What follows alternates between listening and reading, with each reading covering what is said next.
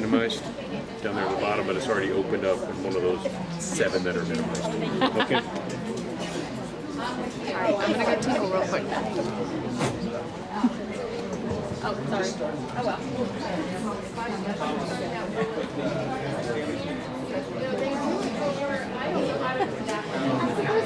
You don't even know if it's a girl or a boy. I think it's a girl. Oh, it's okay. Okay, well, I'll just ask everybody. There wasn't a whole lot of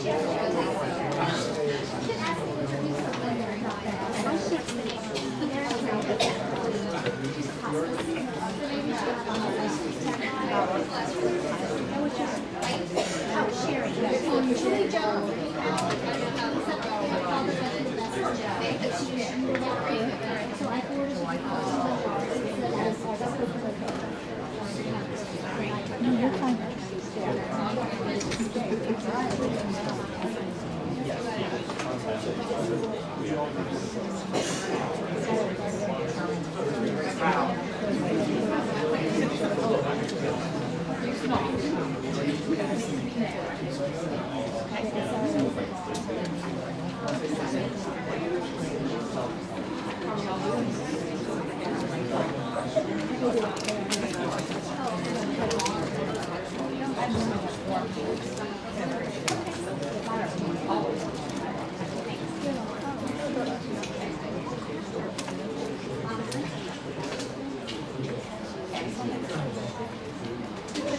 today, I think.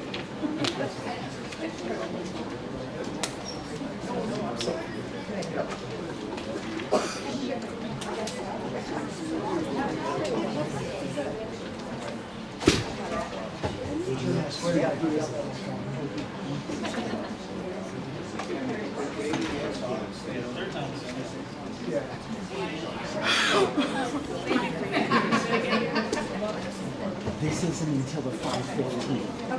Okay. Okay, so I just want to let you know. Did I give you a hug? I can't remember. It's good. Hey, I didn't see both of you were here.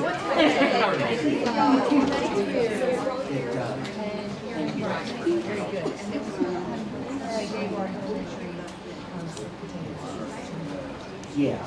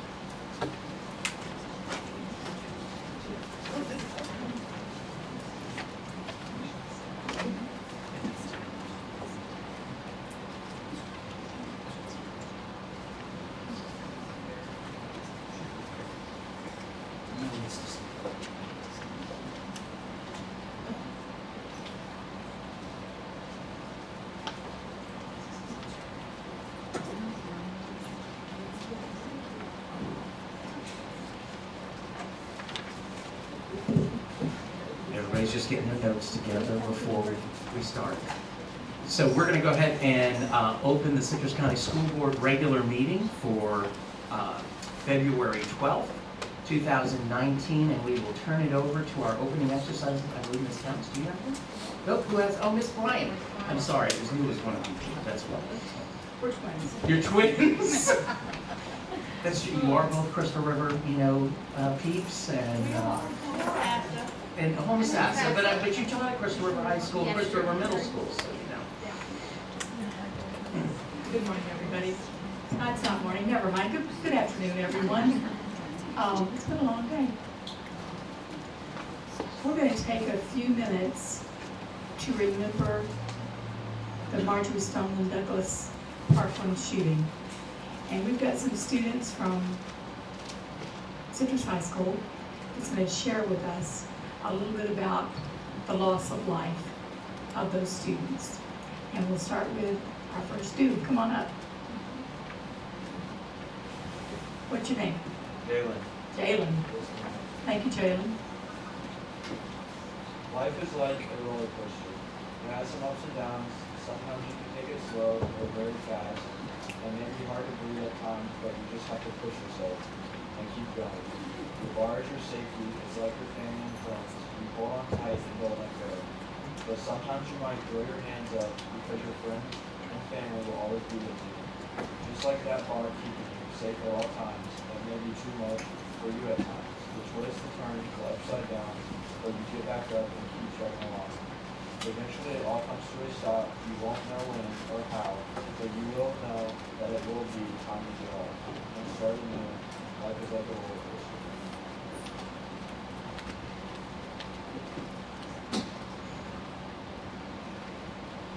This is Martin Bouquet Adriano. He was a smart and driven young man who was taking honors classes and looked forward to taking AP classes and holding on college classes. As committed as he was to his studies, Martin was equally devout in his faith. He prayed every day and regularly attended church, loved soccer, the FC Barcelona team, and anything related to Star Wars. He was a JROTC cadet corporal who received numerous honors. Martin was kind, compassionate, fun-loving, studious, and generous with friends and strangers alike. He is greatly missed by his parents, Daisy and Martin Sr., his brothers Miguel, Alex, Andreas, and Santiago, and everyone.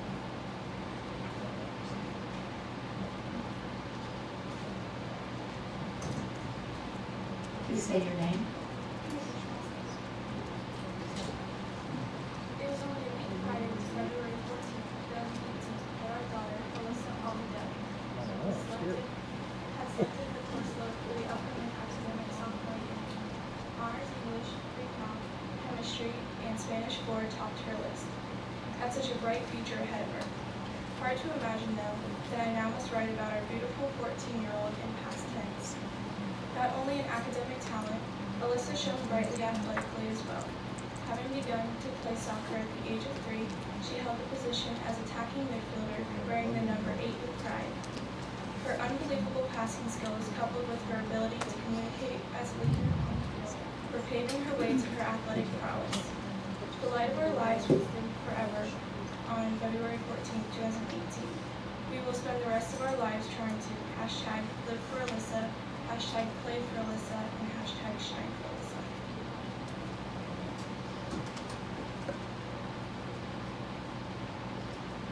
Alyssa. My name is Coach Robert O'Brien. This is Scott Beagle. Scott J. Beagle was 35 years old. Scott was a teacher, a coach, a camp counselor, a son, a grandson, a brother, an uncle, a nephew, a cousin, a friend, and a hero. Scott was a very humble young man who never knew how much of an impact he had on others, especially children. Scott loved working with children. Teaching afforded him the ability to continue with one of his life's passions, working at sleepaway camp. Scott ultimately wanted to have a positive impact on every child, no matter how young or old, no matter what the issues. Scott did volunteer work in South Africa with underprivileged children. It is for this reason that we have combined his two life passions, his love of summer camp and his desire to teach and mentor children. That's why we started the Scott J. Beagle Memorial Fund. The Scott J. Beagle Memorial Fund is a 501, not-for-profit, whose mission statement and purpose is to help send underprivileged children to summer camp. We would very much like Scott's legacy to live on.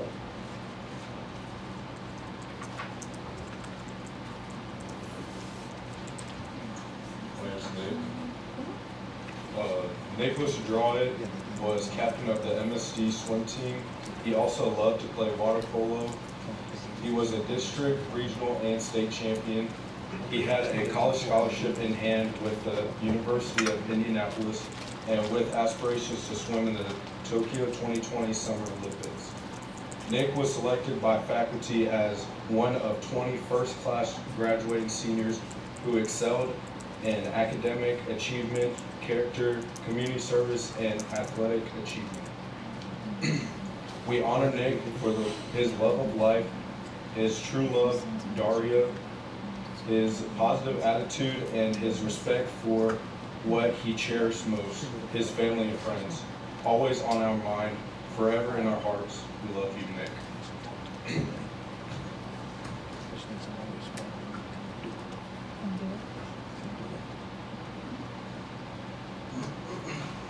Jim Hazen.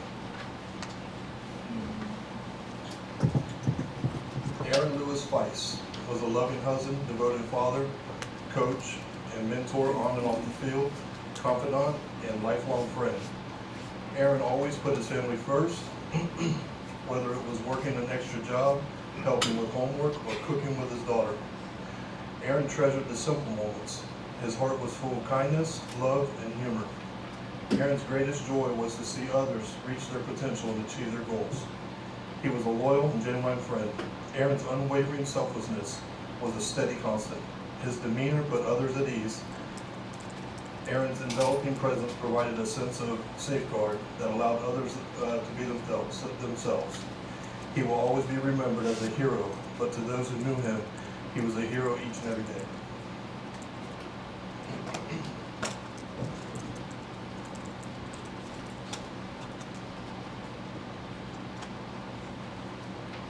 China Gates. Jamie Gutenberg was a beautiful, smart, energetic, compassionate, and funny 14-year-old girl when her life was tragically cut short in the MSD shooting. She should have turned 15 on July 13th, and she should be living her life now as a competitive dancer, volunteer to children with special needs, amazing daughter, sister, and friend. We should be teaching Jamie to drive, not driving to a cemetery to visit Jamie. We miss our beautiful daughter. We miss her laughter, her voice, her beauty, and the energy that she always brought into every room that she entered. And we will love her forever. Larry Bishop. Christopher Grant Hickson was a caring, compassionate, adventurous, and responsible man. He was a wonderful son and brother, incredible father to his 2 sons, and a devoted husband. He was a sailor in the U.S. Navy for 27 years, both active duty and reserves, where he served as a machinist mate, and military police officer. He was passionate about sports and became an athletic director for the Broward County Public School System, where he was able to share his passion with his athletes. He was a great leader to his coaches and a true role model for his athletes. He always put others before himself, and he had a way of making you feel like you were family. He lived his life helping others and trying to make the world a better and safer place. He will be forever remembered as a hero because he exemplified the motto, if not me, then who? He was actions every single day.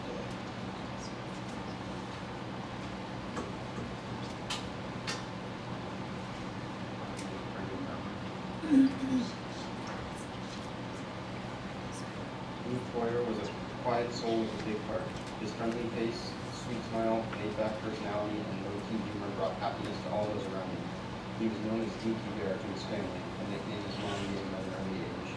Luke loved his family, his friends, his dogs, basketball, Clemson football, family trips to South Carolina, family trips to the Jersey Shore, the Miami Heat, and Green Bay. He could often be found playing basketball at his neighborhood court with friends. He played for many years in the Parkland basketball league and was a member of several travel basketball teams. He also played football in middle school and was looking forward to trying out for the Marjorie Stoneman Douglas football team in the fall. Luke led a simple and beautiful life. He didn't need to say much. Just having him around made the room feel warm and welcoming. Luke's contagious smile and good nature would be greatly missed by those that knew and loved him. He touched many lives and he felt in many hearts forever. Luke's parents, his older sister Abby, and older brother Jake loved and missed him so much every day.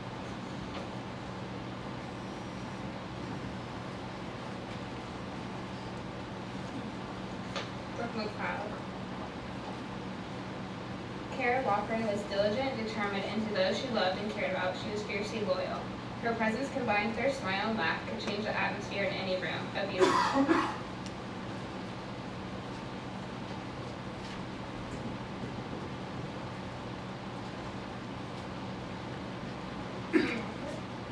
Gina Rose Montalto, age 14, was a special girl who melted the heart of everyone she met.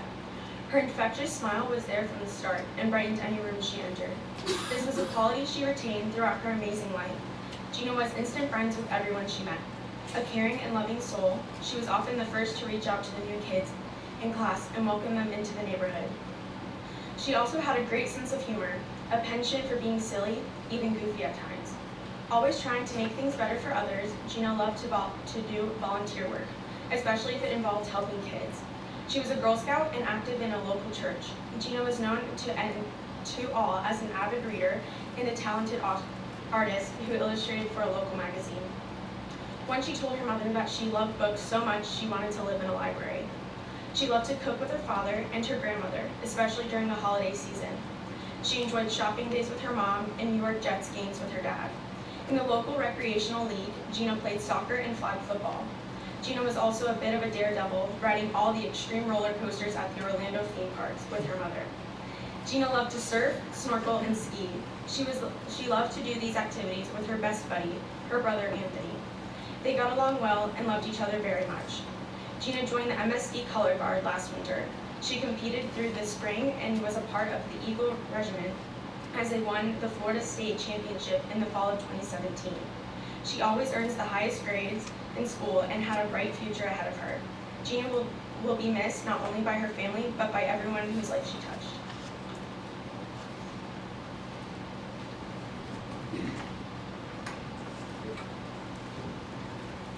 I am from the sketch pad filled with drawings from Crayola and Macy's. I am from the house with the basketball hoop in front and the green paint brown door, with a pool and a lake in the back. It feels cozy and cool. I am from palm trees, their gardenias, big beautiful white and green flowers that smell so good. I'm from the family vacations and the barbecues with the neighbors, from Tony, Jen, and Anthony. I'm from the Gina Bug and Picklehead, from I am so brave, strong, and beautiful, and you can be anything. I'm from the Christmas trees with shining lights, with glittering and dangling ornaments. I'm from Italy and Ireland, spaghetti and corned beef, from the knitting with grandma and little purple needles, and soft wool, the brave firefighter. I am from sunny, warm, rainy, humid, colorful, tropical, southern, and flavorful Florida, by Gina Rose Montalto.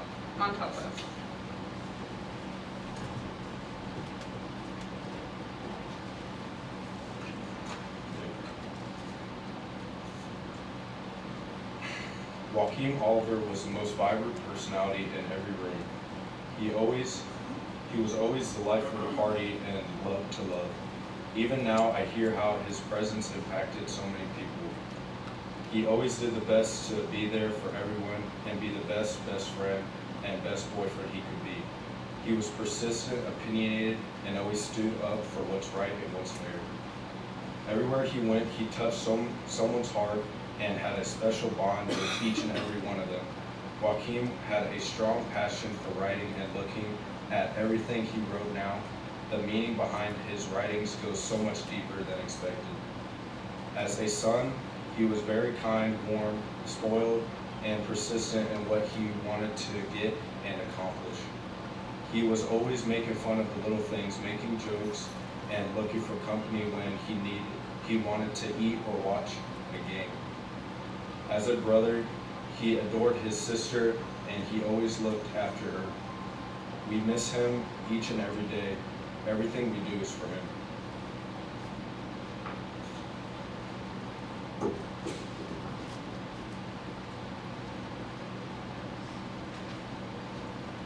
Claire. Elena Petty. It is impossible to sum up in words all that Elena was and what she meant to her family, friends, and community. Elena was a vibrant, determined, and accomplished young woman, loved by all who knew her. She sought after the beauty in the world and others. Elena was happy while spending her time with her family and friends, her dogs, working hard and making a difference. To make a difference, Elena found opportunities to serve others. She served her community through participation in the Marjorie Stoneman Douglas JROTC program and giving her time as a volunteer of the Helping Hands program at the Church of Jesus Christ of Latter-day Saints. As a first-year cadet, Elena achieved the highest possible rank for a freshman. She was awarded the Cadet of the Month. In only her second month, a rare honor for a first-year cadet. While we will not have the opportunity to watch her grow to become the amazing woman we all knew she would be, we choose to take an eternal perspective. We are grateful for the knowledge that Elena is part of our eternal family and that we will be reunited with her. The knowledge and abiding faith that in our Heavenly Father's plan gives the strength to endure the most difficult trial. Live every day as if it's though your last was her advice to her friends, and she lived her life in faith, not fear. Elena was the light of all those who encountered her. Elena's light lives on.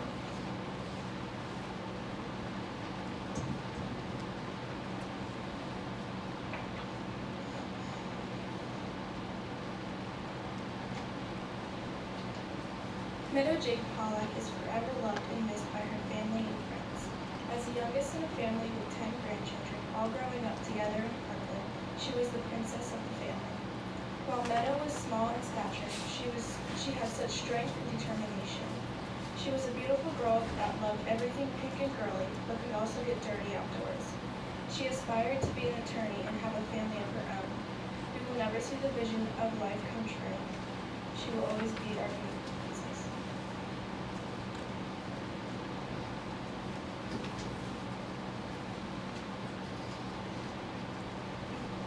Emma Bauer. Helena Ramsey was a bright and beautiful young lady who had friends of all cultures and creeds.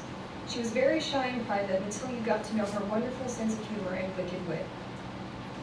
Helena was very aware of the challenges facing communities across the globe, such as inequality and discrimination, as well as being passionate about environmental issues. Helena's dreams would have led her on an adventure around the world, traveling to Europe with the possibility of study, listening to the K-pop bands in South Korea, and an expedition to find the exquisite pink dolphins of the Amazon forest. On the day of the tragedy, Helena, like so many others who lost their lives, acted selflessly and put her classmates first, ultimately costing her her life.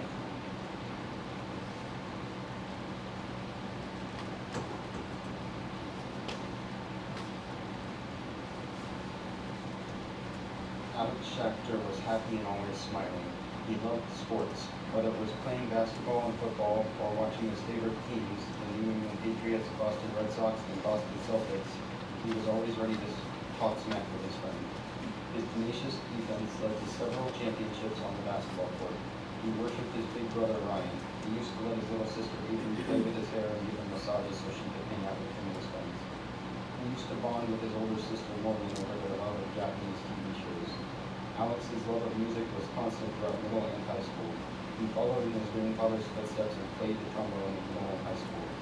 His hard work and dedication paid off when his band, the Marjorie Stoneman Douglas Eagle Regiment Marching Band, became state champion several months before his passing.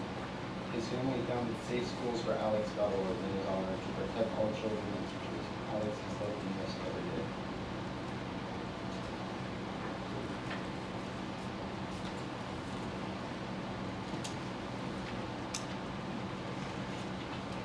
Carmen was a beautiful, talented, caring, smart, and witty 16-year-old senior, just a week away from her 17th birthday. Carmen enjoyed spending time with her family and friends, reading and making others laugh. While Carmen had a silly disposition by nature, she knew how to apply herself, excelling in school and music. Carmen was also involved in a number of clubs and was president of the a cappella club and her church youth group. Like many teenagers, she enjoyed watching TV and going to movies. Watching a favorite news show was uncommon. Always looking to explore the world, Carmen liked to travel, visit national parks, explore museums, and go to concerts. As a National Merit Scholar with multiple scholarships, she was excited about graduating from Stoneman Douglas and was debating attending either the University of Florida or the University of Washington. We will never know which one Carmen would have picked. Her dream to become a medical researcher and cure ALS cut short before it was able to begin. For all of us that knew Carmen, we were sure she was going to change the world. We miss her now more than you can know.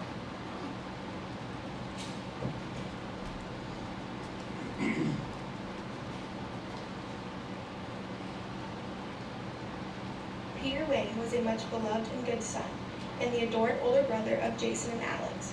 He was kind, generous, and smart, and could always be counted on for a smile, a joke, or to make others laugh. He was never sad. He embodied the values espoused in the JROTC: honor, duty, respect, loyalty, selfless service, and courage. And on that horrific day, Peter held the door so his classmates and peers could safely escape. Peter had his sights set on attending West Point and becoming a pilot. West Point posthumously admitted him to the class of 2025 and granted him the Medal of Heroism. He was a hero and is greatly missed by all who knew and loved him.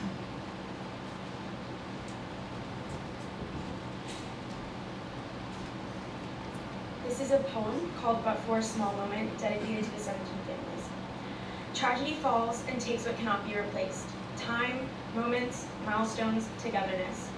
Darkest clouds of trouble, a peace destroyed, suddenly, senselessly, publicly. Yet night briefly yields, and rays of love uncommon shine. Broken hearts together, united, not to supplant, but to illuminate a journey blessed by grace. Deeply etched, always remembered. Our truest promise, vitality renewed in her. To live and love and strive, until joyfully reunited, a family forever. Citrus High School would like to thank the board and the superintendent for allowing us to come up and do the victim party story. Coach Bishop, would you have all the students line up and all the presenters so that Lindsay can take a picture of everyone so we can... And hold the pictures up that you brought down. Hold them up for us. And then as you leave, grab a little cookie that says love. Thank you for doing what you did. But before you leave, we're going to stand for a moment of silent prayer. And our athletic director, Coach Larry, is going to lead us in the pledge to the flag after a moment of silence. Let's do our moment of silence now.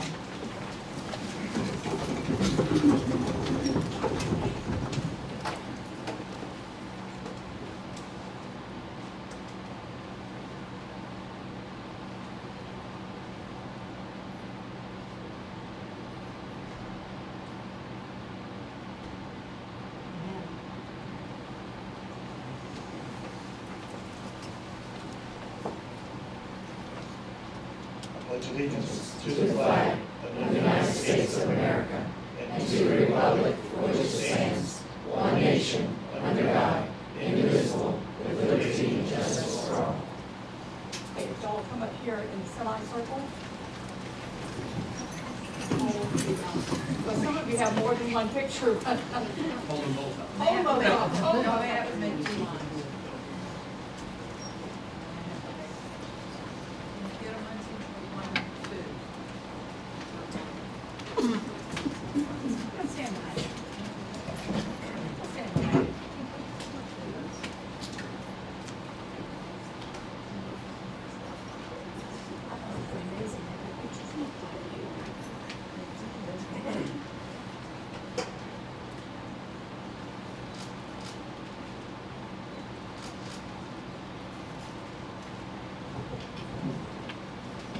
Thank you very much.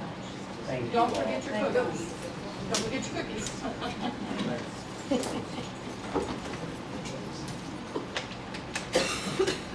I'm just going to give them a couple minutes here and let the students move about.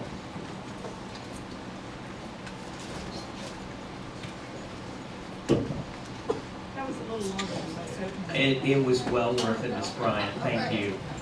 Did you have anything else you want to say before I? Coach Bishop, thank you very much, sir. Thank you for the opportunity, guys.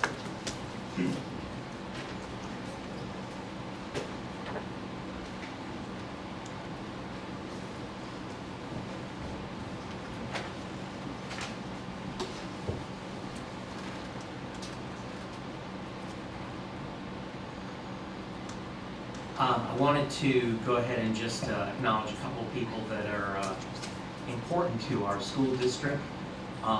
We have a program here called our Potential Leadership Program of our emerging leaders. And scattered throughout, some of you are those people. Do you mind standing? I know you, I really love that I'm going to embarrass you. But you are very important to us. So thank you.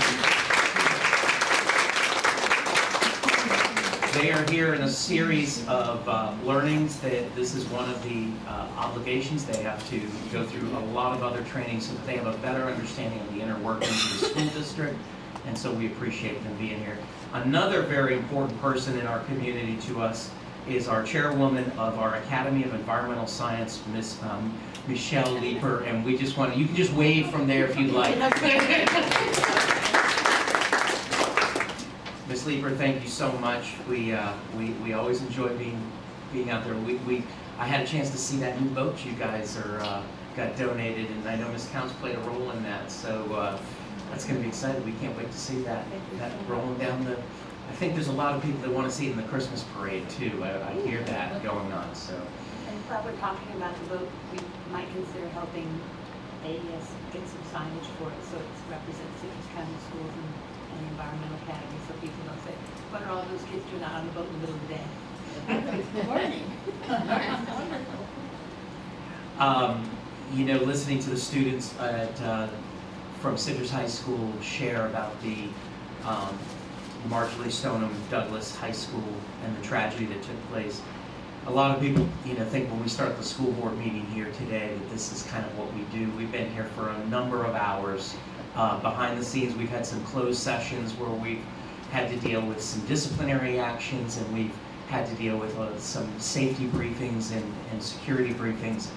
And I just want to tell you, I value that I get to serve with each and every one of you, from our board members to our staff members to our superintendent, because every day, whether you see it or not, we are focused on our kids. And I just am grateful to be a part of this great community and school district. We are going to adopt the agenda, but we do need to make a change, and that is that we are pulling from the public hearing at 5 p.m. on the agenda, item B, which is to receive public comment on the recommended materials for 2018-2019 instructional materials adoption. This does not mean we don't want to hear from the public.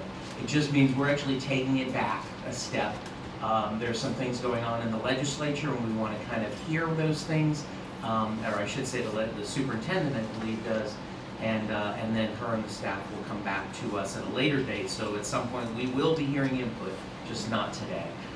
So with that, I will take a motion to include that, please. I'll make a motion to approve the adoption of the agenda as recommended by the superintendent with item B from the public hearing being removed from the agenda. Second. I have a motion by Mr. Dodd, a second by Ms. Bryant, to adopt the agenda as recommended by the superintendent with the deletion of public hearing item B. Any questions or comments? All those in favor? Aye. Motion carries 5-0. We do have citizen comments. We have a first opportunity for anything on the agenda, then a second opportunity at 5:15, and then at the end of business. Sometimes one comes before the other. So with that, is there anything we have for anything on the agenda tonight? Okay, with that, we'll move on and approve the consent agenda. Move approval. Second. Motion by Ms. Bryant, second by Ms. Counts. Any comments or questions? All those in favor? Aye. Motion carries 5-0. And if we could recognize the donations, please. Yes. Approve the $500 donation to Citrus High School from RJ Management Inc. Approve the $1,000 donation to Citrus High School from Mondragon Golf Inc. Approve the $500 donation to Citrus High School from the Holloway Group. Approve the $1,000 donation to Citrus High School from production of Concord Costa.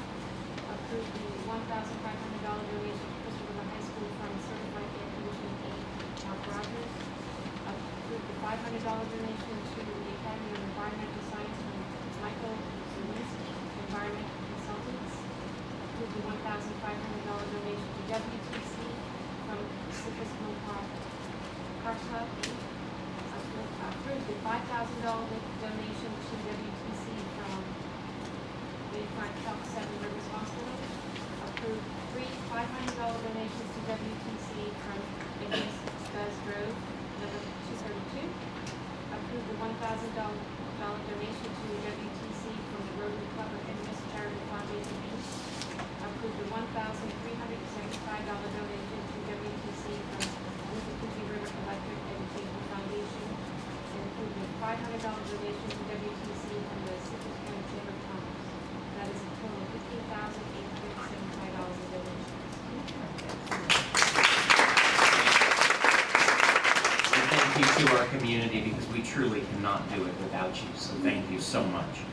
Presentation, Hernando Pasco Hospice. I believe this is, who's name? Hello, Ms. Dickey, how are you? Hi, good afternoon. Ms. Hava is away at a conference, and she asked if I would step in her place today and introduce Erin Cowley. Erin is a bereavement specialist for the Hernando Pasco Hospice and has been a social worker for 25 years. She provides grief counseling services for children and their families in Citrus, Hernando, and Pasco County. So Erin, I'm going to give you the mic, and thank you for being here today, and thank you for all that you do for our families. Good afternoon, my name is Erin Cowley, and thank you for your service. I appreciate you taking time to have me come today. It is an honor to be here. I am a grief specialist. I work for hospice. We're at 2939 West Gulf to Lake. Some people are misled in believing that our facility is closed. It is not. It's been open all along. However, my primary purpose is that I provide children and their families with free grief services in the community. They do not have to be clients on our services at all. They just have to experience the death of a loved one. We do not provide anticipatory grief. It is straight grief. What I do is I work very closely with KIT and the guidance counselors and the social workers, and we ask that we have 4 to 5 minimum students per group. And I go in during the school day and I provide a 6-week curriculum for anywhere from 40 to 60 minutes during a school period. I also provide adult bereavement services at our hospice care center. Those are free. I provide also an adult grief group the first and third Tuesday of every month from 11 a.m. to noon at our care center. Every second Tuesday of the month, I provide family night, which is tonight, which is why I'll be running out very quickly. At 5:30, we provide free pizza and refreshments. And from 6 to 7:15, I do a creative, interactive, therapeutic group with children and all of their family members. We are now coming up on Camp Reach Out. Camp Reach Out is a free 2.5-day from March 1st to the 3rd bereavement camp for children aged 5 to 17. And I am proud to tell you that I have filled the bus in Citrus County. We will be taking 20 children to camp. That will be at Lakewood Retreat in Brooksville. This is the first time that we have exceeded 10 children from Citrus County. It is a great pleasure to also let you know that coming up in April, there will be a golf tournament, a Black Diamond Golf Tournament, to benefit HPH services here in Citrus County. On average, I do about 3 to 6 children's group per quarter. As we all know in the room, as you heard today from these fine students, it's not enough. It does not meet the demand for bereavement services in Citrus County, which is why I'm here today. I will also be returning to Citrus High School to address some of the students that were just recently affected by the young man who died by suicide last week. And those are some of the services that I also provide within the community. I go when asked, and I do some crisis intervention and bereavement for traumatized students and their families. Thank you for your time. Thank you. And thank you for what you do. Unfortunately, we wish that our kids never had to deal with bereavement, and unfortunately it's become all too real to us that that's a part of their lives. So thank you for being there for us and for our kids. Thank you. Okay, Golf to Lakes Pilot Club. Miss Kirby. Well, before I introduce my ladies, I want to tell you a little bit about the Golf to Lakes Pilot Clubs. Just so that you know, Pilots International doesn't really have anything to do with airplanes. And that's the first thing you should know. They are humanitarian and philanthropy group that was first established in 1921 in Macon, Georgia, by businesswomen that wanted to help and serve their communities. Their mission statement is for friendship and for service. And while we have 3 pilot clubs in Citrus County, our local Golf to Lake Pilot Club has been in existence since the 1960s, so for well over 50 years. And you may best know them as their annual Parade of Trees, because that's one of their main fundraisers. They have been helping our schools for years, especially Homosassa Elementary, Crest, and Pleasant Grove Elementary School was the beneficiary of their assistance one year. Well, this year, they have designated our ESC self-contained classrooms at our elementary level to benefit from their services. And so they are providing $200 for each elementary school to be used to help support the students in those classrooms. So we are officially requesting your approval of a donation from the Golf to Lake Pilots Club in the amount of $2,200 to be spent shared equally among our 11 elementary schools. So right now it is my pleasure to introduce our president-elect, Ms. Karen Ryan, and board member treasurer, Wally Faraday. And the current president is actually Gidget Lefkowitz, who is a former Citrus County School Board teacher. She worked out at Citrus Springs Elementary School when I worked out there. So we are very, very excited to have this opportunity to tell you a little bit about the Pilots Club and to recognize them for their efforts and their generosity to our schools. So thank you, ladies.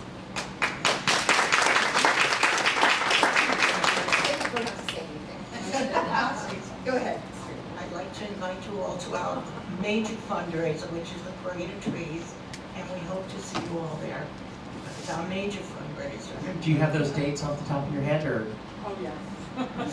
when are the dates? It's always the Friday before Thanksgiving. Okay, that's what I thought. So, Board members, it is not on the agenda to approve their donation, but make a motion to approve the donation. All right, I'll make a motion to approve the donation from Pilot Club. I have a motion by Mr. Dodd, a second by Ms. Powers to approve a $200 donation from the Golf to Lakes Pilot Club for each school. I'm sorry, for 11 schools for $2,200. And I didn't even use a calculator this time. All those in favor? Aye. Aye. Motion carries 5-0. Thank you so much. I want to tell you before you leave that I was taking flying lessons and I was reading the newspaper and I saw the Pilots Club. So I told my husband I was going to go over and join the club. And they told me, you got it wrong, Linda. It's not a flying club. We actually had a shirt made. We're pilots, but we don't fly planes. Ms. Powers, no offense, but you taking flying lessons scares me. Let's go up. I don't think so. Yeah, would you come up here? Donnie, would you like to come up? Today I'd like to recognize Gail Bucaro.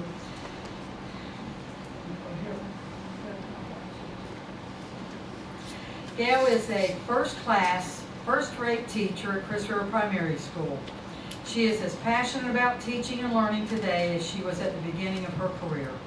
She can single-handedly turn around a whole class with her engaging techniques and strategies. As a classroom teacher, she was always highly effective, was a high-impact teacher every year, and was in large part responsible for the school's significant improvements in ELA and math over the last few years. In her role as a Title I interventionist, she works with Chris River Primary's most challenging students in a way that makes them feel they can be successful, and they are. She greets students in the morning with music and manners in the Eco Cafe, then runs to the morning TV show where she anchors the math and ELA words of the week. She supports math fluency by carrying around a bag of Skittles to give to any child who can tell her the answer to an equation she has introduced on a TV show. She works with volunteers throughout the school year and every year does a special tribute to our U.S. veterans. She makes vignettes to show on the TV of students showing great characteristics such as kindness, gratitude, and perseverance. When she was a few minutes in her schedule, she fills it by going into classrooms to read books to students, meeting with a child who is having behavior issues, or helping a new teacher in the classroom. She is a formal mentor to new teachers, an informal mentor and sounding board to others, and works with interns whenever they are available. Every year she organizes to participate in the African American Read-In.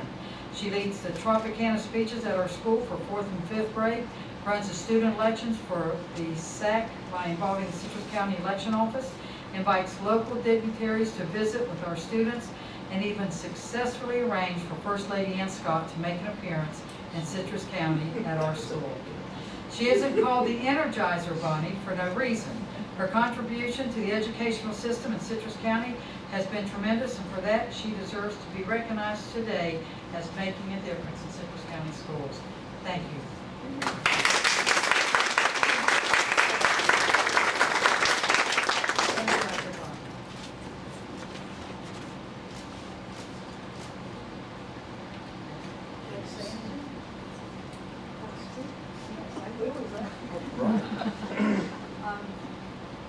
I just want you all to know how lucky we are to work for a school system like Citrus County. I originally came from Connecticut in a different profession, went back into teaching. If I had young children when I arrived here, I can't think of any other school system that I'd want my own children in. So thank you for this, it meant a lot to me.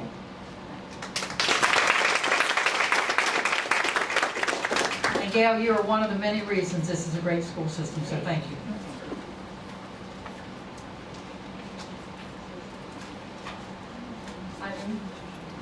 Did you want to bring anybody up, please? Come on up. I don't think he wants to. Oh, that was good. Sissy's taking pictures. In late August, Eileen Jenkins and some of her students took a chance and entered to win the Jimmy Johnson Foundation's Team Up for Tech Grant. The foundation is a nonprofit founded by the 7-time NASCAR champion focused on supporting public education nationwide. The foundation would award a school $48,000 for new technology equipment. Ms. Jenkins' initial application had a creative twist. She wrote a short narrative in code, and it caught the eye of the folks at the Jimmy Johnson Foundation. This was zeros and ones. That's all she sent them. After being notified that Citrus Springs Middle School had been named a semifinalist and one of 10 schools in the nation to be chosen to compete for the grant, Eileen Jenkins' creativity was maximized. The Jimmy Johnson Foundation gifted to the school a laptop and video camera to film and produce a 2-minute video demonstrating why Citrus Springs Middle School should be the recipient of the $48,000 Jimmy Johnson Foundation grant.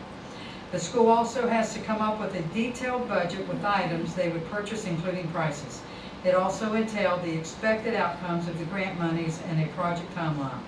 Ultimately, Citrus Springs Middle School would hear the news that their video submission had earned top honors and would be the recipient of this year's Jimmy Johnson Team Up for Tech grant. And I'm smiling because of a text or talk we had, and I'll share that at the end here. Since receiving the grant, several items have been delivered to the school, including portable green screens, new laptops, class sets of robot building kits and computer building kits, a 3D printer, and more to still come. We are extremely excited about the opportunities this grant is going to provide to our students. We are also appreciative of Eileen Jenkins for her vision, hard work, and determination. Thank you for being dedicated and always helping our students, pushing them to new levels in their learning. I was coming back from Tallahassee one day, and Eileen had sent, or called me. Maybe she called me. She said, "Miss Himmel, I got to tell you something, but we can't tell anybody." But you know what that makes me do, just right. So she was telling me they were semifinalists. We couldn't tell anybody anything, and so I had to swear to secrecy, which is hard because I was so excited for her. But I had no doubt in my mind that you wouldn't be one of the top winners. So congratulations and thank you for what you do.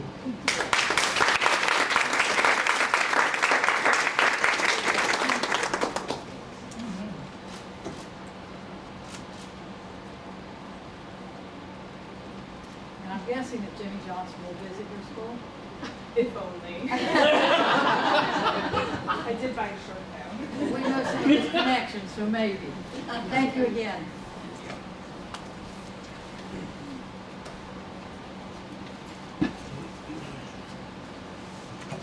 Okay. We have Human Services, Mr. Bishop. Human Resources, what am I saying? I said Human Services. I said good morning. Good afternoon. I'd like to request the board's approval of the support and instructional recommendations as outlined on the goldenrod. Just give us a minute to go through them here. And move my candy from Ms. Hemmel. Ms. Hemmel keeps eating our candy up here that is really supposed to be for the kids. No, she doesn't.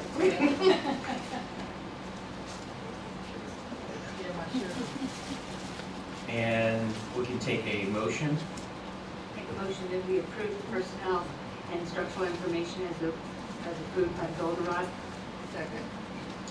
I have a motion by Ms. Counts, a second by Ms. Powers to approve the instructional and support recommendations as recommended by the superintendent. Any questions, comments, thoughts? And with that, I will call the vote. All those in favor? Aye. Aye. Motion carries 5-0. Thank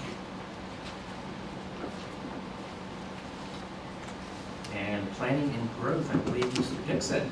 Yes.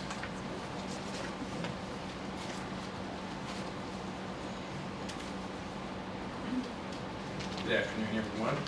Mr. Dixon, it is a very, very wonderful pleasure to see you here. It's a pleasure.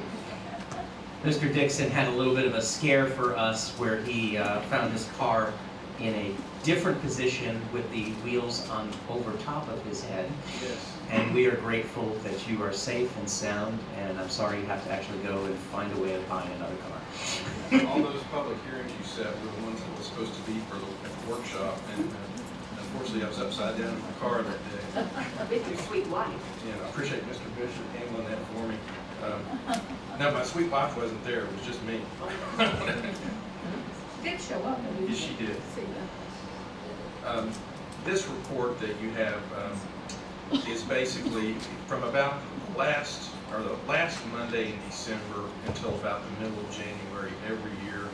We analyze all of our enrollment information so that we have a snapshot in time that we can compare year over year and look at and determine whether we're meeting class size and how we're handling growth and what strategies we can put in place for the coming year and what projects we might want to put in the work plan to address situations. This is required by Florida statutes, and the report, I can walk you through it. I think I'll just hit the highlights. The enrollment for the current year, we're up 85 students for the year. What's different this year is we're up at all three levels. We're up at elementary, middle, and high slightly, where in previous years we've only been up in the elementary level. We've actually lost students for a few years there, so we're back in positive territory for the second year in a row, and we're growing in all three levels. A new component this year is the enrollment projections, and that's included at the end of the report, and based on the cohort progression of basic, moving everybody to the next grade level model, and looking at kindergarten and pre-K birth rates, we're going to be up about 110 for next year. So we're kind of planning for that. This will be reviewed by the Long Range Planning Committee on Thursday. If they have any comments, before you adopt the attendance boundaries, I'll bring those back and let you know what they were, so you can take those into consideration. The next component is the controlled open enrollment plan. And this year we've added the Hope Scholarship provisions because that's required, and that would be something that the school choice would need to be taken into consideration when they apply for school choice. So that's been added to the controlled open enrollment plan that we posted on the school board website. So my recommendation is to accept the report. If you have any questions about any of the county projects or city projects that are listed in it, I'll be glad to take on those. And to approve the controlled open enrollment plan, and then just set the public hearing for April 9th to adopt the attendance boundaries. Mr. Kennedy, I had a couple questions on this.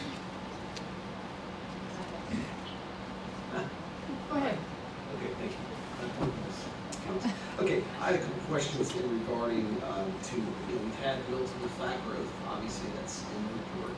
I think it's a great synopsis of where we stand. I love reading this kind of information, kind of big picture here. But yet, even with 110 increase projected for next school year, I mean, percentage-wise, it's that's just above, maybe considered flat, or would they consider that 110 would still be considered flat even? Okay. So we're projecting 110 more students. What is it, at what time do we think that this growth is going to pick up? I mean, we have Suncoast Parkway now being built through the county.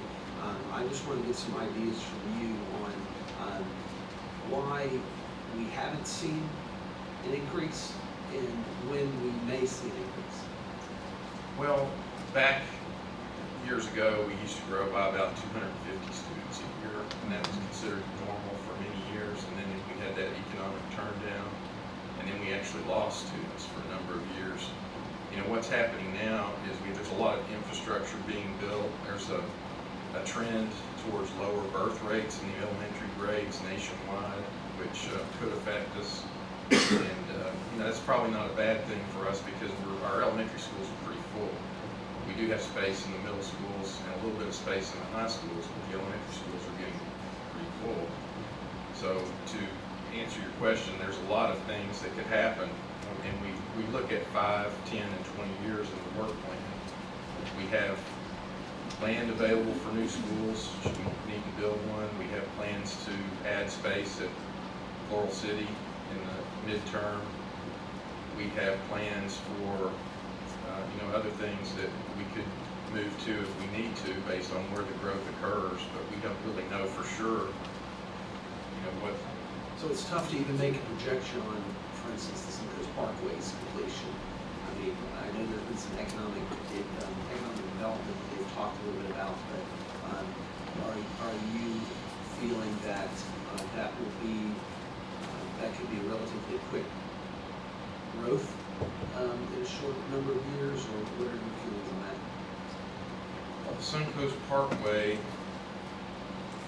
let's see, is projected to be complete in 2022, and I'm sure it'll have a dramatic impact on the growth in the county. I mean, we don't know what the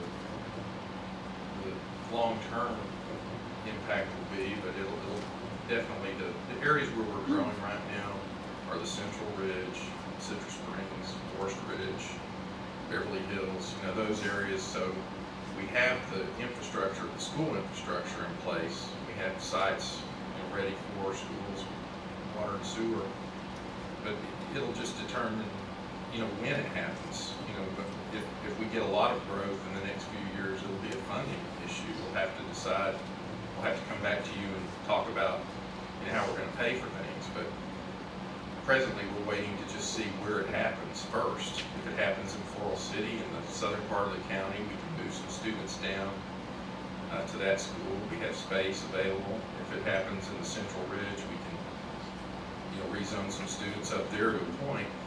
But does that answer your question? Or? Yeah, I think so. I mean, I'm just trying to get a feel for this kind of long-range situation that the district will be facing. I know our only school right now that's over utilization or over capacity is Randall Elementary.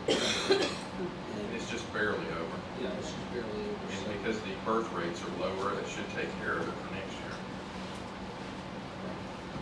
And so I also, on a couple of projects, I had a question on the Safe Route to Schools. I know the Pleasant Grove Elementary project got moved up on the sidewalk project. Now I'm on page 4, 12.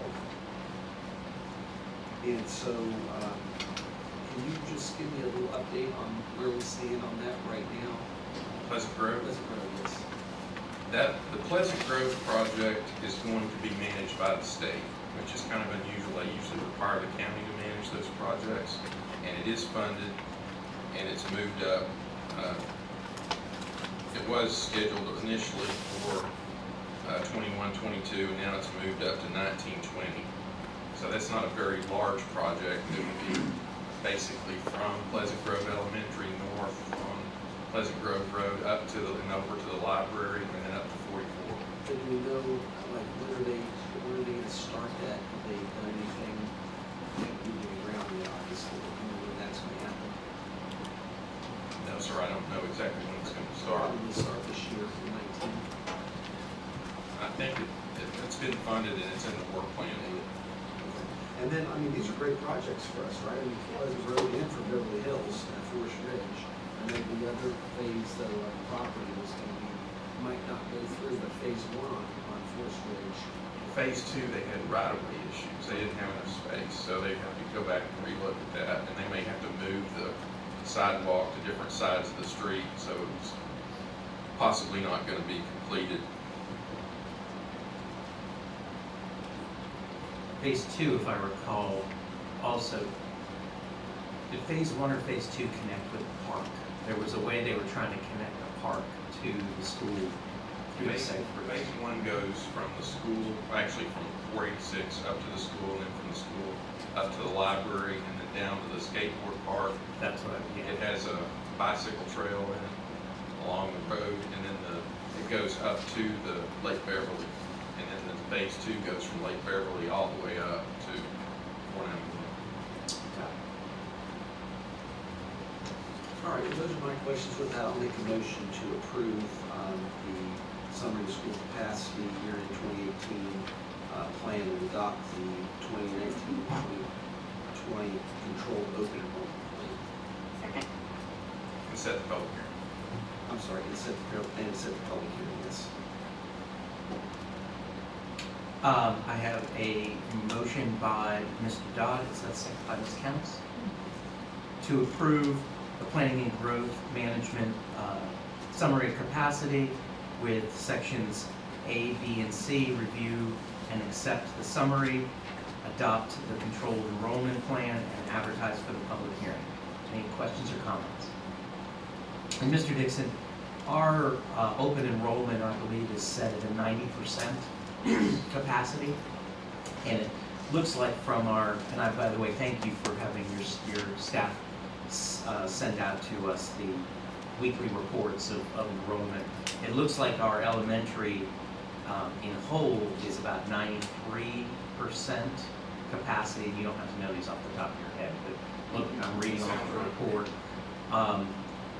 But it looks like 2 of our elementary schools, most of our elementary schools are at or well over 90%. That's correct. There's a couple that are right teetering on the edge, and some of those are ones that you've alleviated by kind of doing some adjustments here and there. This year, again, I know we have to look at that annually, and that's why we have to adopt our boundaries, I believe, on an annual basis, just because you review them and they just want you, the state, to look at it and see if there's any tweaks that you'll need to make. Right. The controlled open enrollment is a little bit of a challenge because of the new requirement that you can go to any school, but it does help us in managing, spreading out the enrollment evenly by setting a 90% threshold. And it's worked out pretty well.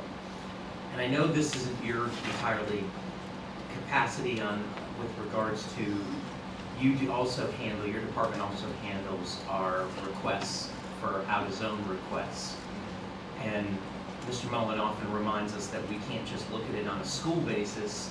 We have to drill down to sometimes, or the administrators and your staff have to drill down to the class, because we may have capacity one place that it looks like we do, but if it's 5th grade and our kindergarten unit's going to be overrun that year, we have to look at that, because once they're accepted, I think statute says now, they're accepted for the duration of their stay at that school. So we have to be always very careful in how we do that. I just want to commend Citrus County because, again, I know open enrollment is now statute, but that's pretty much been the philosophy of this county anyway. If there was a way that we could accommodate students, we were always willing to, I think, accommodate them. We just have parameters in place now and a little more formal on those. So that was all I had. If there's anybody else, I'll call the vote. All those in favor? Aye. Aye. Motion carries 5-0.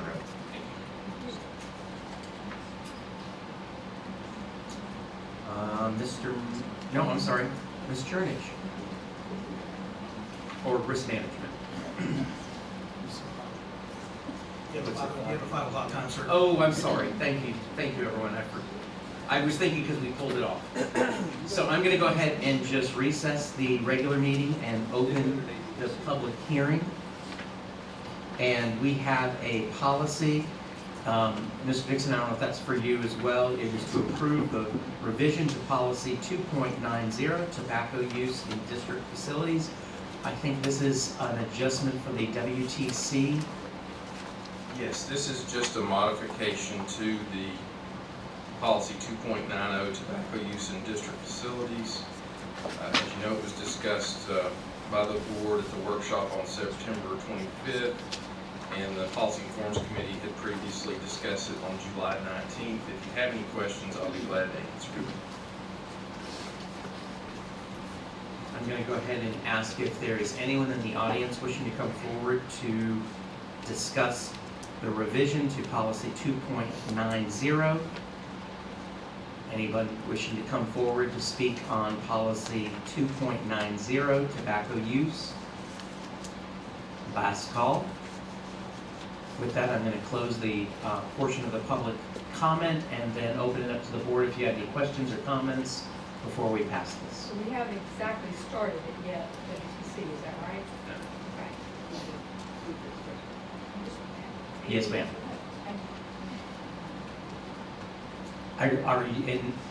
I know this has been a long time in the works. Will you be able to actually move forward opening this nearly almost as soon as we do this, or is it probably a phased in? I think we'll be able to open it by next week. Okay, great. With that, all those in favor? Aye. Aye. Any opposed? Motion carries 5-0. Thank you, sir. Okay, I'm going to close the public hearing, open it back up, and this time, I'm sorry, Mr. Bishop. No, you're good. The next item is for informational purposes only. I want to come to the board and update the board with give the board a year-end update on the health insurance fund. Just to give you a global overview, then I'm going to have Mr. Dahmer come up and go through some of the hard numbers with you. We're ecstatic. The plan migration this year reflects a 20 member increase from the previous year. We knew after doing our analysis of costs and expenses last year that we were going to have to increase the revenue side of our equation, or we knew there's going to be a considerable impact to our members moving forward. So for us to gain 20 plans through this year's migration is significant for us. Certainly, we have to give credit to the education initiative that we put in place about 3 years ago. We went out to the schools and tried to educate our staffs on the difference between being fully insured and being self-insured. A lot of our folks didn't understand that being self-insured, we pay 100% of the bills from the premiums that we gather. That has had a tremendous impact on people taking ownership of the management of their health care, if that makes sense, and making informed choices and trying to maximize the utilization at the Wellness Center, which Mr. Baumer has a slide that I think you'll be impressed with regarding the utilization. The other thing we did a few years back is we expanded our health insurance committee. It used to have, I believe, 5 or 6 people on the committee. Now we have over 40 on the committee. We make it mandatory for those representatives from each of our schools, each of our departments to attend those insurance committee meetings. We try to give them very viable, very applicable information that they can go back to their schools and share with their staffs. Once again, we all know knowledge is power, and we want to make sure our staffs are very well informed as to the inner workings of our health insurance plan. So the information you received today, I think, is a culmination of about a 3-year plan to streamline what we're doing and to enhance what we're doing in our health insurance plan. And I can tell you, we're very excited about the current health of our insurance fund. Okay, Mr. Donnell?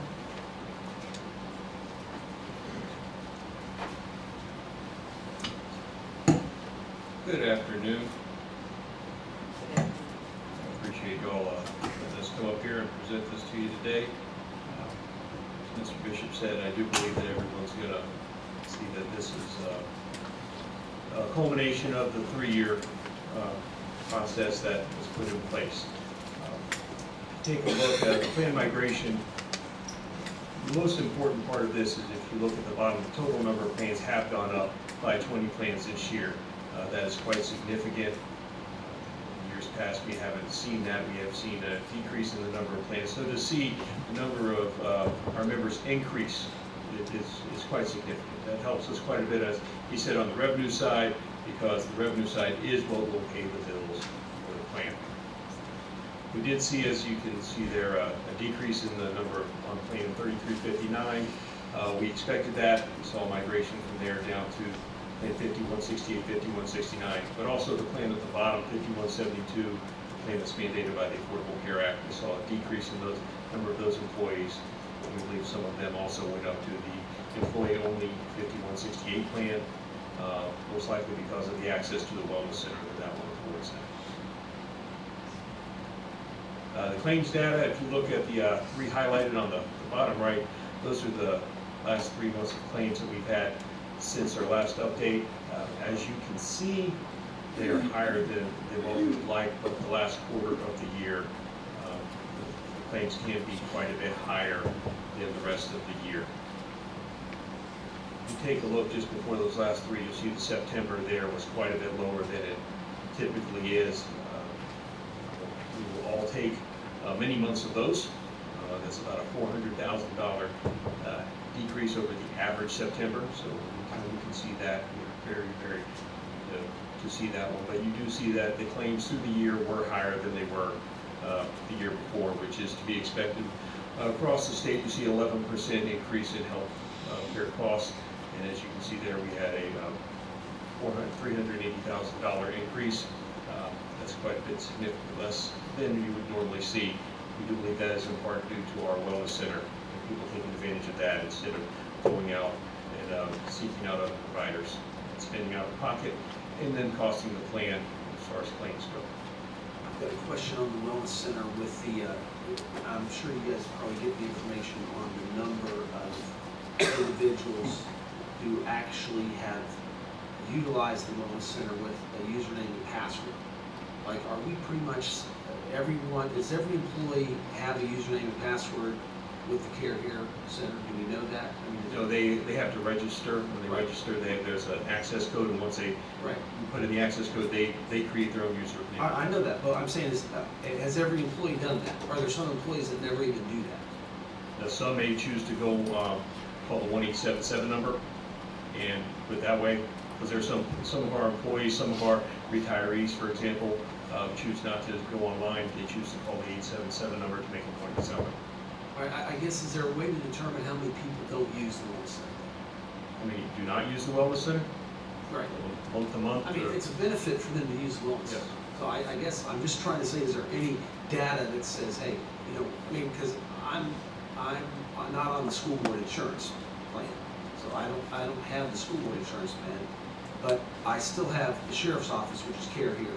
So I have, everyone in my family has a username and password, so we're all using the wellness center. Yes. My question is, are there people in the school district that don't use the wellness center? I can get a unique number of people who have used the wellness center for the past year, meaning unique patients. Yeah, that's what I mean. But the number of plans, it won't reflect that. Like, my plan is one plan, but there are 5 people on it. So there are 5 unique people who have used the wellness center for the year. So we can't break it down by just plan, but I can get a unique number of patients from Citrus County Schools that have used the wellness center. Okay. I mean, I would like to see that, because that's one group that you could maybe target if they don't know that they can use the wellness center, right? Because it's to our advantage, cost-wise, I mean, it's not a requirement, but it's to our advantage for them to use wellness center. I'm just trying to understand if there may be people that sign up, maybe new employees that don't even realize what the process to get in it. We can talk to Crown and see if they can give us that. They may not be willing to give us the names. They may be willing to give us numbers, saying, 1643, 1,599 halves, therefore you got 44. They may not. They may not tell you the numbers. That's it. Okay, but it's still, if it's low, I mean, it can be a targeted area that you can. It is something that risk management does at all new hire meetings. We go through this, we explain to them that access to the wellness center, what it provides, how to gain access, the phone number, the website, and they contact our department whenever they run into those issues. Okay, good, thank you. Here graphically, you can see the claims total, average claims for this year compared to previous years. As you can see, it is on average about $30,000 higher per year than the previous year. Monthly average premium revenue, we are just under $5,000 more per month. So our revenue increase has not gone up significantly this year versus the previous years. We hope that will increase more this year because we do have more plans. We do have more members joining, so the revenue should increase significantly with that. At the plan summary, the budget plan year for 2018 is on the left. We expected the net increase of 1.251, and that was part of our 3-year plan to become actuarially sound. Okay. If you look on the right, you will see that the increase was actually 1.791. Some of that can be attributed to the one very good month that we had of September, 400,000. As I said, I believe most people will take that, but that is most of the difference there. So this is the steps we are taking to become more actuarially sound, to create that reserve, that process that we must have in order to remain self-insured. Now, you're asking about the utilization of the Wellness Center. This is the 4th quarter. You can see the appointments by day of the week. The green is what's shared. That would be accessed by the Sheriff's Department. As you can see, Citrus County Schools takes a lion's share of the appointments utilization. We take especially a look at the Saturdays, 110 appointments we use over those 3 months to the 5 that the Sheriff's Department uses. So it is something that we do utilize it quite a bit. And now, the Saturdays, are they open right now on Saturday? Yes, sir. Beverly Hills. Beverly Hills is, and is that year-round on Saturday? Not year-round through the summer. We alternate some Saturdays in the summer because most of our employees are then available during the week and they need to have an appointment. And over the holiday breaks, we do have some Saturdays that perhaps might not be available depending on when they happen to fall with Thanksgiving, Christmas, New Year's.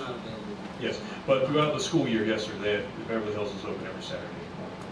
Mr. Palmer, if you would just pause for a minute. We've got a 5:15 time certain, and we're going to open it up to our public comment. We have a few people here, and so before they step forward, I'm going to go ahead and read our policy, and that is that each listed speaker will be allowed 3 minutes to make a presentation. Speakers are asked to address the issue at hand and refrain from using obscenities, vulgarities, and other breaches of respect, and refrain from words or statements which from their usual structure and common acceptance are construed as insults and tend to incite violence or breach of peace. We ask that you model the following characteristic traits: cooperation, responsibility, citizenship, kindness, respect, honesty, and self-control and tolerance. The school board will not discuss or take official action on any presentation. Any person represented who wishes to speak must fill out a green card, which is located in the back of the room. And the first person I'm going to call is Bradley Dye.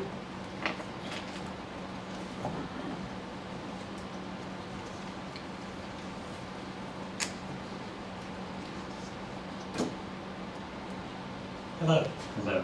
To introduce myself and the company that I represent, there's a couple of ways of making money.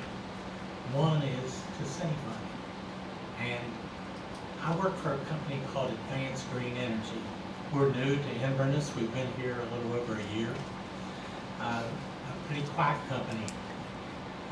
However, we're in the midst of an IPO and look for that to be finalized very soon.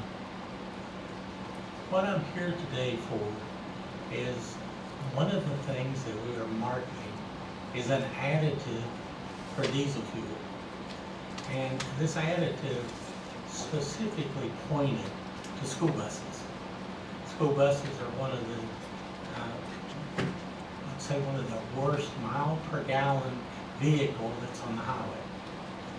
As a matter of fact, nationwide, it says they're about a 4 to 6 mile per gallon vehicle. Knowing what they cost today, our additive, what it does, it acts like oxygen on steroids. Or let me give you an example. A blacksmith uses bellows to pump air into a fire to make it hotter. Our additive does this chemically. What it does is allow the fuel to burn more thoroughly. Thus, instead of black smoke going out the stack, when black smoke going out the stack is raw fuel, it turns into white smoke because it has already been burned. So when we take a look, we see not only can this save you approximately 5 to 8 cents a gallon, a treated gallon for fuel, but the maintenance savings on these could make it to where if you're on a 10 to 12 year replacement program on the buses, you may be able to stretch it a year. So what we're willing to do is put our money where our mouth is. We'd suggest giving us the 2 worst buses that are in your system, and we will do a trial at no charge to prove what we're doing. We're that confident of it. If we can extend the life of your vehicles 1 year, and if they average between $80,000 and $90,000 a vehicle, there's always budget constraints on everyone. And so we find the extra item that you get is the reduced emissions, which the standards are becoming more stringent by the day. Sir, I'm going to have to cut you off. That's the 3 minutes. But I would encourage you to probably talk with someone from our facilities and from our operations. The school board can't make a decision without a recommendation by the superintendent. And Mr. Dye, if you'll contact Mr. Bishop at the district office or meet him outside, give him your contact information and any information you have, he will be in touch with you. I'm always anxious to meet somebody outside. Thank you, sir. And with that, I'm going to call up Rosemary Niles. It's pronounced Niles. Is it, I apologize. Not a problem. Yes, I live in Inverness, and on this poignant day where we recall the terrible massacre of 17 in Parkland, it's a fitting day for me to speak about what I'd like to speak about. I'm here speaking as a mother, a grandmother, an aunt. As a matter of fact, 2 of my grandchildren attended Inverness Primary for most of the year 2 years ago, and we were very honored, very proud to have them here with us. But I also speak to you as a classroom teacher, as a school district administrator, retired, and as an educational consultant. I also speak to you as a member of League of Women Voters of Florida, especially Citrus County, and a group called Moms Demand Action for Gun Sense, which also has a Citrus group, local group. As we speak, this very afternoon, the Florida Senate Committee is hearing, Senate Education Committee is hearing Senate Bill 7030, which would expand the Marjorie Stoneman Douglas Act, 7026, to expand the Guardian program by allowing the arming of teachers voluntarily. As a spokesman for Moms Demand Action and League of Women Voters Florida, both groups reject the recommendation that classroom teachers may be armed and certainly object to legislation on that behalf. Also, as a parent and a grandparent, I object to it personally. But we know that arming teachers is not an effective strategy for preventing gun violence in schools. It ignores the research that shows that the presence of a gun increases the risks posed to children. As a matter of fact, and the research I cite comes from Everytown for Gun Safety, the parent organization of Moms Demand Action. There's actually a lot of doubt on the ability of a classroom teacher to be able to stop an active shooter. Even trained law enforcement who practice actively and repeatedly and constantly in an ongoing manner, they find that their own accuracy goes down 20% under stress. Also, armed civilians complicate the work of law enforcement by making it unclear who's the good guy, who's the bad guy. We don't know who to shoot, they say. There's no evidence of success of arming teachers. It is true that part of the reason for the extensiveness of the massacre at Marjory Stoneman Douglas was failure of law enforcement. But we do commend the Florida legislature for coming up with this, this legislation that literally seeks to prevent, and that's really what we're all about, is preventing.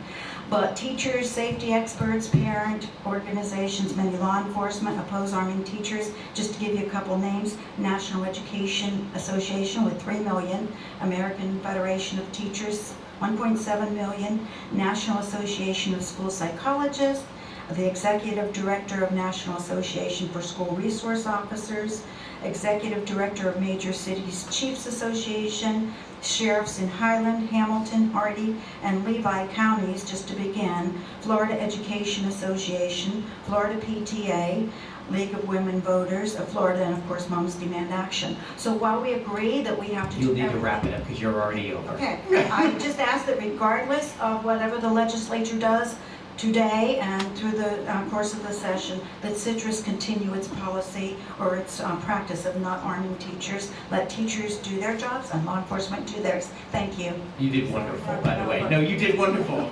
Thank you. I know you were kind of reading off that, so I wanted to give you that last opportunity. And yeah, that's what I wanted. That's what I knew you did. Ms. Hemmelscott, you'll want to stick around afterward. Kathleen Gates.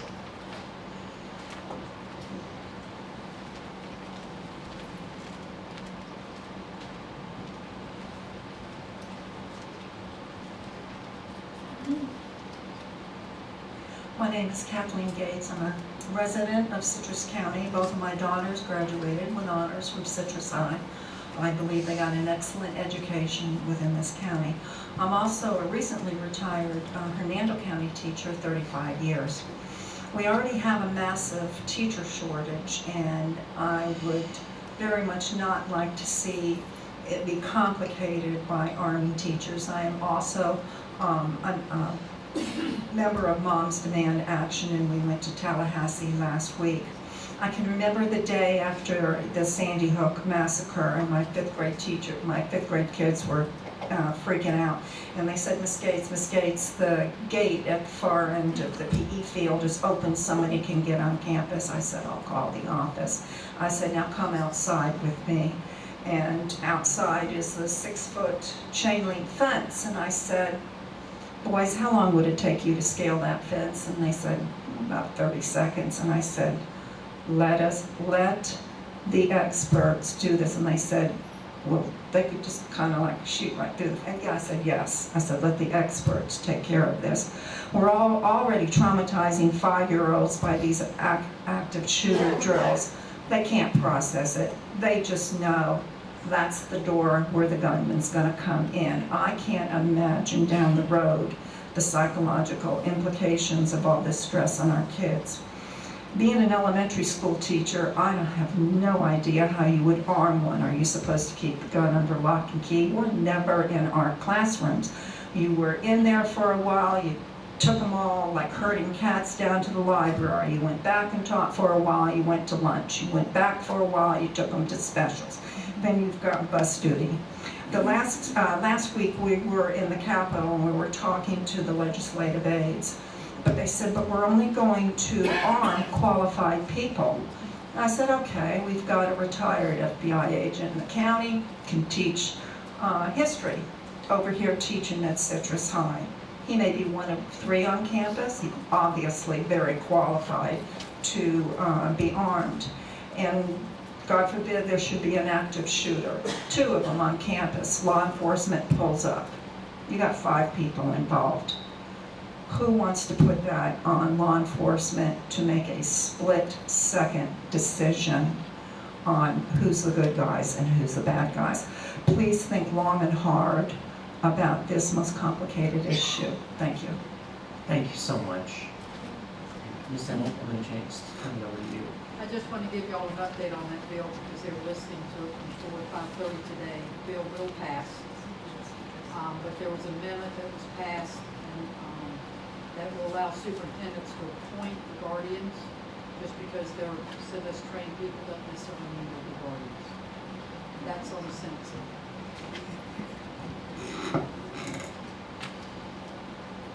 And a lot of the things that you all are saying things Ms. Hemmel keeps saying to us too. So that is a task committee or the committee. Right, Still, right, it's still got to go. You can still call legislature. Thank you. We will. And don't forget, it's got to pass on both sides. So don't forget to call the House as it's going on there. But thank you for sharing with us. Keep sharing with us and talking with us. And, okay, Mr. Bonner.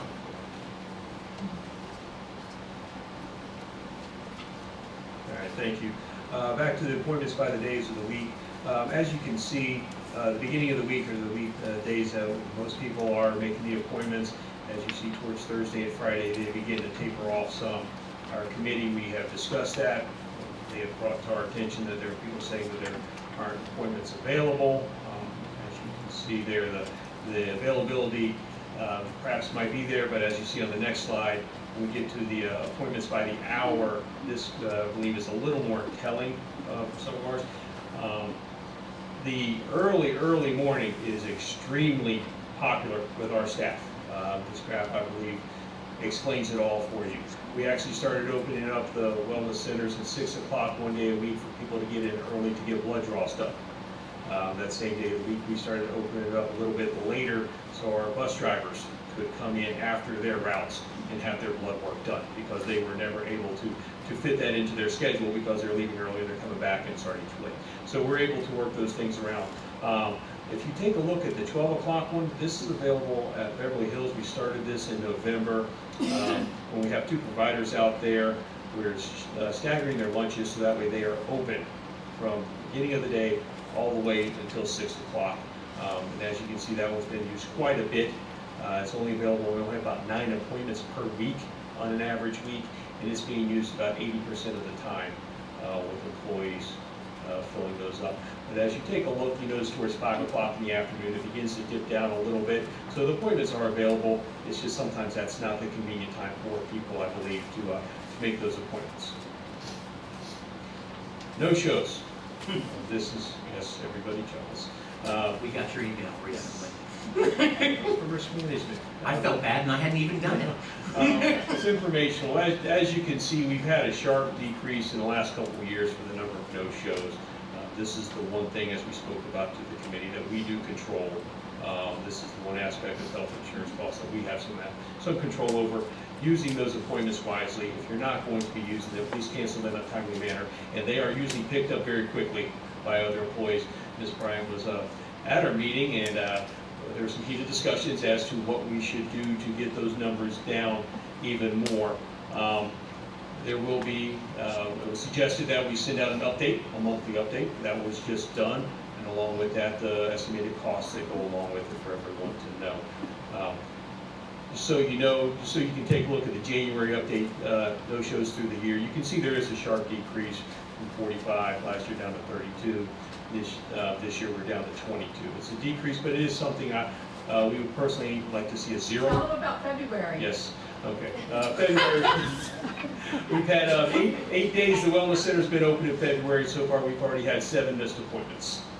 7 missed time slots. That's not really a good sign for us. That is something that, as members of the health insurance group, we need to work on, and that's something through education, information, we believe that we can do that and get those numbers down even lower. No more missed appointments this month. Yes, ma'am.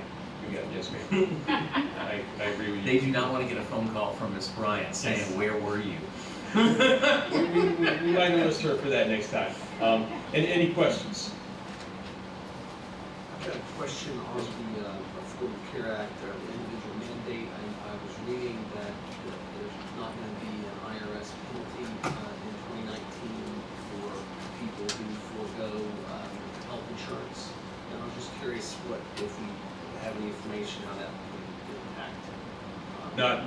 We don't have any information as of yet, but our provider that we use that does Affordable Care Act for other districts throughout the country, I'll be in contact with them to make sure, is this something that we need to change about our plan, then we will definitely do that.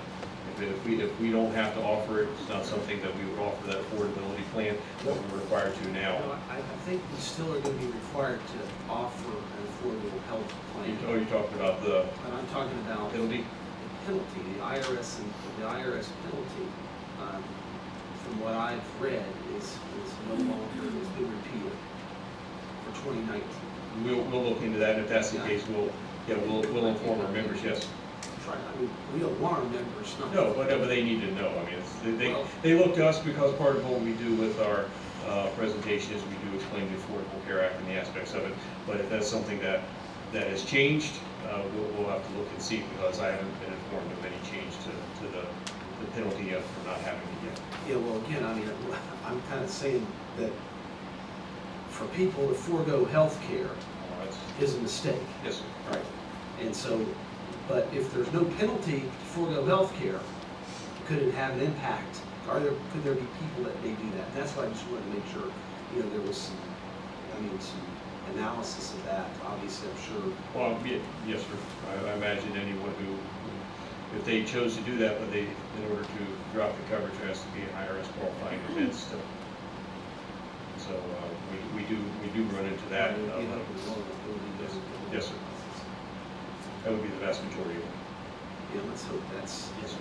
But I'd like to get a little more information on that if you have it, email me. Will do. Yes, sir.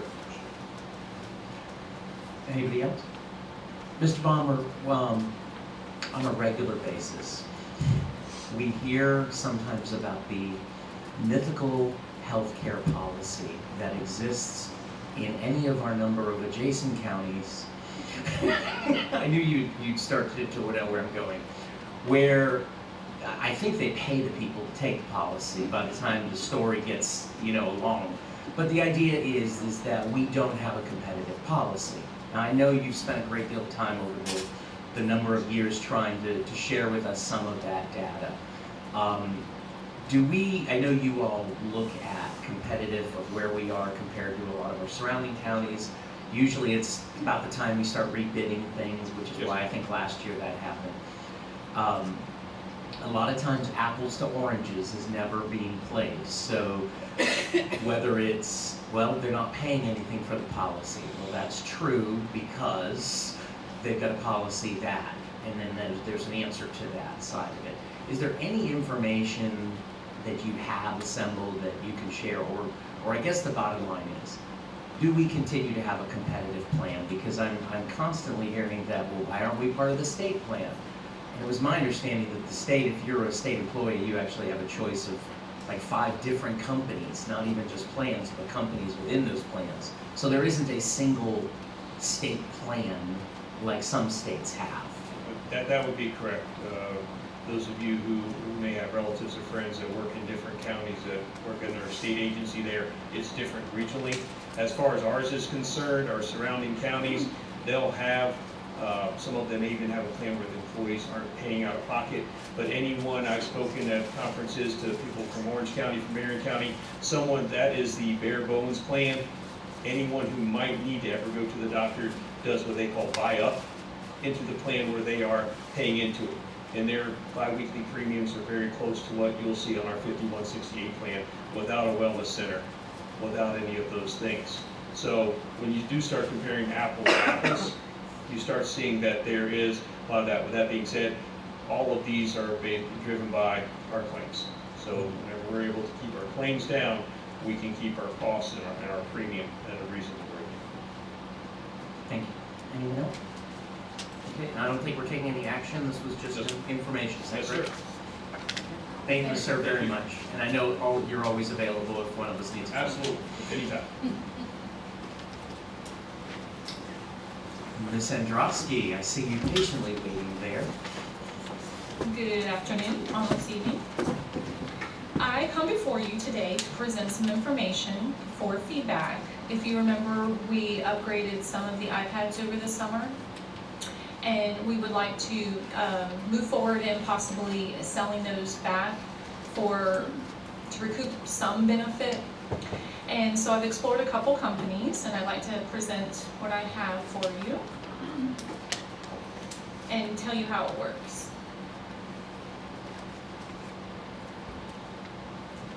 If you recall, these are the Generation 4s, they're outdated, and we do have a few iPad 2s, which are even older, and remarkably, they were willing to give us a little bit of money, kind of like a token offering since they're so dated. I have had the opportunity to be in conversation with several different companies, and the way it works is the company would coordinate the shipment of the surplus material, or iPads. They would help to arrange for the boxing of them, the labeling, transport, and that's all free of charge. And once they receive the iPads, they would then inspect each and every one of them, and they would provide a valuation for each iPad. Once they have completed that process, the company cleans them, they wipe them so to make sure that there is not any identifying information on the iPad, even our engraving is removed. And then they audit the iPads and produce a report for our record keeping so that we have every iPad serial number and the amount that they valued the iPad for. And then they issue payment to our school board, or the finance department. So I have, I'm going to share with you two different companies. In my research, these two companies were recommended as having worked with Apple customers in the education field, and they also had a pretty thorough plan for how they worked through the process. The first one is Diamond Assets, and when they grade them, they give them a letter grade, much like we do in the classroom. And a grade A is the full amount. Now the amount that they consider the full amount varies over time, so I have a quote of about $50 per Generation 4. That's in perfect condition. That's a grade A, perfect condition. Sounds like I'm talking about beef, right? Grade A beef. So if it's a grade A iPad, without any deductions, we would get $50 for that iPad. And then as you can see, the deductions that Diamond Assets would take off based on the condition. So with Diamond Assets, the lowest grade is an E, and they give 10% of the value. So they deduct 90, and that is an iPad that has significant damage, cracked screen, some LCD damage, some additional deductions. If we have, many of ours have the Apple engraving with Citrus County Schools so that it can be identified out in the public as belonging to us. That would cost us $10. And if it's missing a power adapter and cable, then they also take away a deduction. We kept the adapter and cable for our students to continue using, because even at a $7 deduction or $7.50, it's still cheaper than the price of buying additional cables when our students need them. If it was a perfect scenario and every single iPad we gave to them had the grade A, no deductions, we would be looking at approximately $92,000 with Diamond Assets. Tech Savers is another company, and they're very similar. Their grading process is the same, A through E. The difference with Tech Savers is grade E, they do not give you anything. So if it's in the poorest condition, then they don't pay you anything. Their Apple engraving fee deduction is comparable with Diamond, and the missing power adapter cable is a 50-cent difference. So if they gave us full value on all of the iPads, we would be looking at $94,440. It's approximately $1,900 at this time. How would we sell them a grade E, either one of them, because they only pay 90%? If they're worth $50 as an A. if we've got it engraved, we don't get anything. No, if they're, Except for doing any E's, right? well, we'll send them to them, and the Diamond Assets said that we would get a little bit of something. It's like a token. Okay, so we would Thank have to you. pay them to take an E. We would not pay them, Okay. no. The numbers weren't- No. We were going in the hole if they were going to charge us 10. No. If they're only going to make 5. There is no charge to us. This is basically saying they go through, they value them, and then they come up with a report that says this is how much we believe your iPads are worth, these are the deductions we took, this is your check that we will present to you. And then they coordinate with the finance department for issuing of the check. Do you have any questions? These are items that have already been sold. They've already gone to you for surplus? Yes. Mr. Dow, did you have something? Yeah, I had a question. So, what is the value of a grade A on the retail side? What do they sell the grade A for? What do they sell it for? Yeah, or what is the value of a grade A Generation 4 iPad? So the Generation 4s at this time, because they're older, they've exceeded the age requirements, that our value is nothing. No, I'm not talking about our value. He's talking about market value. basically. A market value. If you were to eBay today, I If I think were that's to what eBay she's saying. today. That would be it. How much money could we make? Well, you know, I mean, there's a I lot can of look work. into that, I don't honestly know if that's. I'm just curious. I mean, there's a lot of work, obviously, because they've got to clean the machine, they got to wipe the machines. There's all that side of it too. They do. Obviously, but I was just curious because I would probably venture to say we won't have very many grade A's. Would you say the same? Probably not too many of the grade A's. I feel like we will have a fair amount of B's, because a B is, a slight blemish on the case, and we on the aluminum case of the iPad, and we have we have them in protective casing the majority of the time they're being used. So of course, without taking each one out and inspecting it and turning them on and going through, there is one thing they do. They look at the pixels and they do a pixel count for dead pixels. And I'll be quite honest with you, these eyes probably would not be able to detect a dead pixel. What are they giving us for a grade A? Did you say? $50. $50. So just so you know, the market value is about $100 right now on eBay, is what it is, which is about typical that usually a retailer will buy you at a 50% markup of looking what that is. If I recall, the iPad 4s are the ones that are the most notorious for screen replacement in cost because of the way they were designed. Is that the iPad 4s? I believe you're thinking of the Air 2. It's the Air 2, Air 2. okay. Yes. I knew it was one of those that we have that it's like, ooh, let's get rid of those as fast as we can. Yes, that one is tricky. The cost of repairing that is significant. And the 2s, I'm surprised they're even willing to take those. I've used mine for a doorstop, and I'm not kidding. They do make great bookends. You can just kind of glue them to the end or something. There's not a lot you can do with them. You go on the internet. Yes. There's not a need for a vote on this. This is for information only. Correct. Just to get input from the board. So at this point, when we release them, when they go to surplus, at best, and electronics has been typically always a problem, because I'm assuming these companies also go through being certifying that they're making Mr. Bradshaw happy with all of the requirements that he's going to require of that.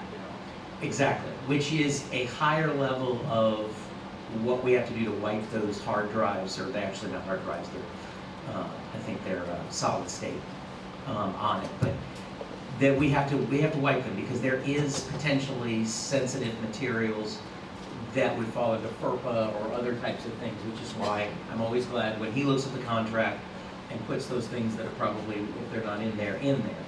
If we were to try and sell those, our problem in the past of selling them ourselves is we have who's going to touch it, who's going to clean it, who's going to maintain it, and we take on the liability of if something happens, to which usually Mr. Bradshaw says you might as well just stick it in the closet and not mess with it because we're taking all that on. Is that so? Is that still the case with technology? Honestly, we don't have a way to force technology to do that right now. You and I have a couple minutes. We could go and yeah. I mean, we have it, which is why technology we've always struggled with how to get rid of it for that very reason. Dell reselling or Dell purchases have typically been our saving grace. And then this type of situation, I think they're getting a little better buy than Apple. Because Apple's just usually not, they would just take it off our hands usually just to make us happy more than they are that we'll get anything for We it. sell some electronics in the warehouse, but I don't think we do very well. They're usually people buy a pallet full of, Right.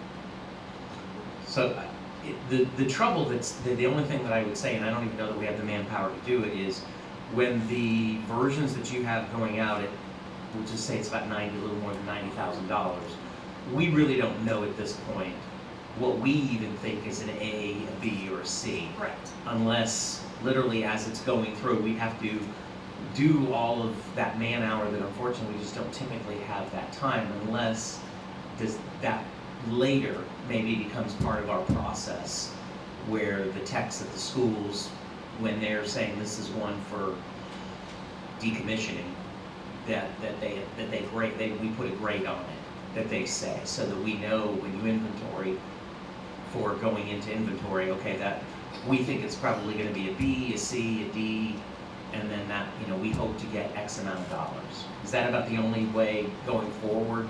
correct, and even then it's a gamble because We don't know. we might give it a particular grade and then the company gets it, puts it through their test. Absolutely. And like I said with the pixels, if they find pixels, too many pixels, then they determine, okay, it's not a B, it's now a C or a D.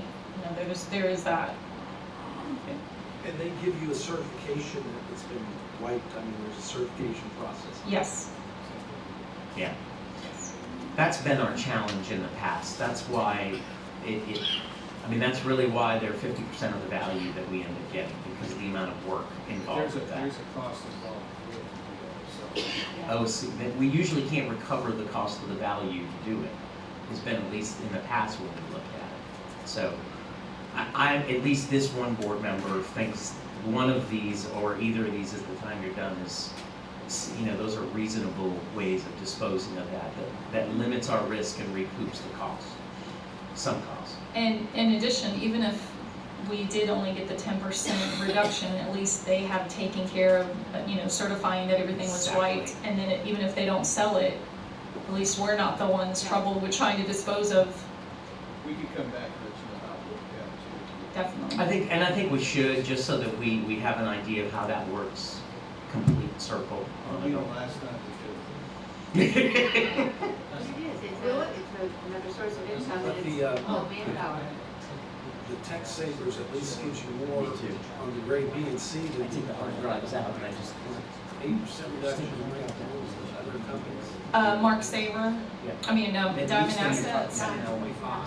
Right, in looking at the two, my one thought was, at least that should TechSaver, let's say that TechSaver and Diamond Assets were in agreement on what a grade E, which one's qualified as a grade E, at least with Diamond Assets, we were getting something for every iPad. I kind of thought that was something that was favorable.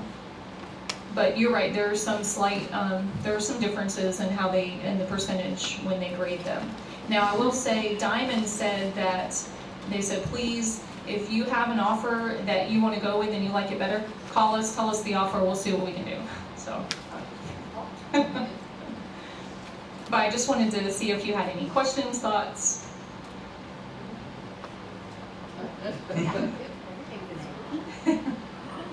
Well, I think he meant on what the competing company would offer. We can start a competing company. Exactly. That's good information. Okay, thank you. Thank you. Budget update. Ms. Wilson, thank you so much. We dealt with an exit audit earlier, and you got through that one, and All this other stuff. That's fine. That's great. Okay, so I put a few things, or Mr. Mullen put out for you. I just wanted to share with you the budget calendar, we're headed into budget season. We had our exit conference today, as Mr. Kennedy said, so the financial audit will be available at least by March 31st. That's the Auditor General's deadline. So, but I hope to bring it to you next board meeting. So with that, we head into 1920. On January 18th, we submitted the FTE estimates to the DOE, which I attached for you, and they're pretty much right in line with what Mr. Dixon had presented earlier. So I just wanted to go over some key dates with you on this. Next Tuesday, we will be at the administrators meeting. We'll be going over with all administrators in the district the budget calendar, where the budget stands in the legislature at the time, and just the plan of action, and that they will start preparing their budgets at that time. The first week of April, we'll start meeting with the district administrators, going over their budgets, seeing baseline, what do they need to get by. And then July 9th is the board meeting where you will approve to advertise the budget. The budget will be advertised in the paper on July 27th. And the board meeting to adopt the tentative budget is July 30th, which I want to bring to your attention is the 5th Tuesday of the month. We like to take advantage when there are 5 Tuesdays, so that we have one more week to really solidify that tentative budget. So I just want to make you aware that that is the 5th Tuesday of July, like it was last year. And we need to do that to pass the tentative budget. So we need a supermajority here that day. Yes, sir. Yes. So anyone taking vacations, close it. I'm putting down, be here on the 30th, guys. In a budget. For the super. All right, and then the board meeting to adopt the final budget will be September 10th. And that will meet the deadline of September 11th is the deadline with the state that we have to have that approved and submitted. So I just wanted to go over the key dates, mostly the July 30th date for you. And I also did hand you the governor's budget, which I emailed to you all earlier. Legislation's in session now. The Appropriations Committee, I believe, met today, I think. So today or tomorrow, I can't remember either. So they will, we'll be having some information from them soon, the House and the Senate, where they are, and then we'll see where they all land and how we're going to end up, and we can start the budget season. So, yes, ma'am. Like that teacher relief money, if the teachers don't use their relief money this year, that they have, what happens? A few years ago, we went to it's a card. They get a prepaid card, and they each have a certain amount on that card. They have through March, this year it's March 31st, the cards will shut off, and the money that's left on those cards reverts back to the district, and it goes into the enhancement councils at their schools, and they have that money to spend as they would normal enhancement council money. It has to follow the same guidelines of the school improvement money. So each of the schools are given that budget at the beginning of each year. The schools are said, this is how much money came back to you, because by the time we get the money back from the card company, it's usually the summer, and then we are able to tell them the next year how much money that each of the schools have. In addition to their normal FEFP school improvement money, they have that money also to use for their enhancement councils. Is it the teacher's money from that school, or does it go back into a general pot and then we distribute it? No, it goes to the school that the teacher was assigned at the beginning of the year, where the money was distributed to them. So, Ms. Wilson, I know you, I appreciate you helping with showing the comparisons. Yes. Generally, at first glance, there's a lot of stuff in the overall governor's budget as a whole for the state that is encouraging, but there are some parts when we drill down to our district that get a little less exciting. One of the things, and I will tell you, FSBA has often told us, be careful what you wish for, you might get it. One of that is we kept saying, well, we only got, and all of us have done it probably, we only got 47 cents last legislative session for the base student allocation. which is true. The legislature would have told us, but it actually was closer to $100 per student, which we didn't always say. I think it was a little more for Citrus County actually last year, but we're roughly that. So this year, they raised it by $50. And if you just say that, that seems more. But the reality is, they did two things. One, two large things that stick out. They took the digital allocation money, which had been already cut for some previous years, and they cut it by 400, or what was 70% they cut, is what they cut it by. So for us, that's a little more than $400-something thousand. It was said that they increased the $50 and basically are giving us more discretion for that, which sounds good. I mean, you'd sit there and say, well, as long as you're giving it to us, we can decide, we'll make that decision. But there was a very important part that has not been discussed for Citrus County, and that is the funding compression allocation. This was a new allocation last year. It was done as a result of the formula that districts are under for the DCD, which I always forget is the District cost differential. District cost differential, which means Citrus County gets only 95 cents on the dollar of the FTE, of the FPFP. So for us, the way it filters all down, we always get 95 cents on the dollar. Last year, the compression rate, with the cuts that we got, they came up with this special compression rate. And that gave us almost $800,000. That is gone from the budget. So $800,000 for Citrus County is gone, replaced with only a portion of that. If you look at the way it's, by the time it's done, because Best and Brightest is going to be a categorical. It's not going to, and safety and security, I'm sure will be a categorical, as well as mental health. So all that's going to be earmarked money that we will not have.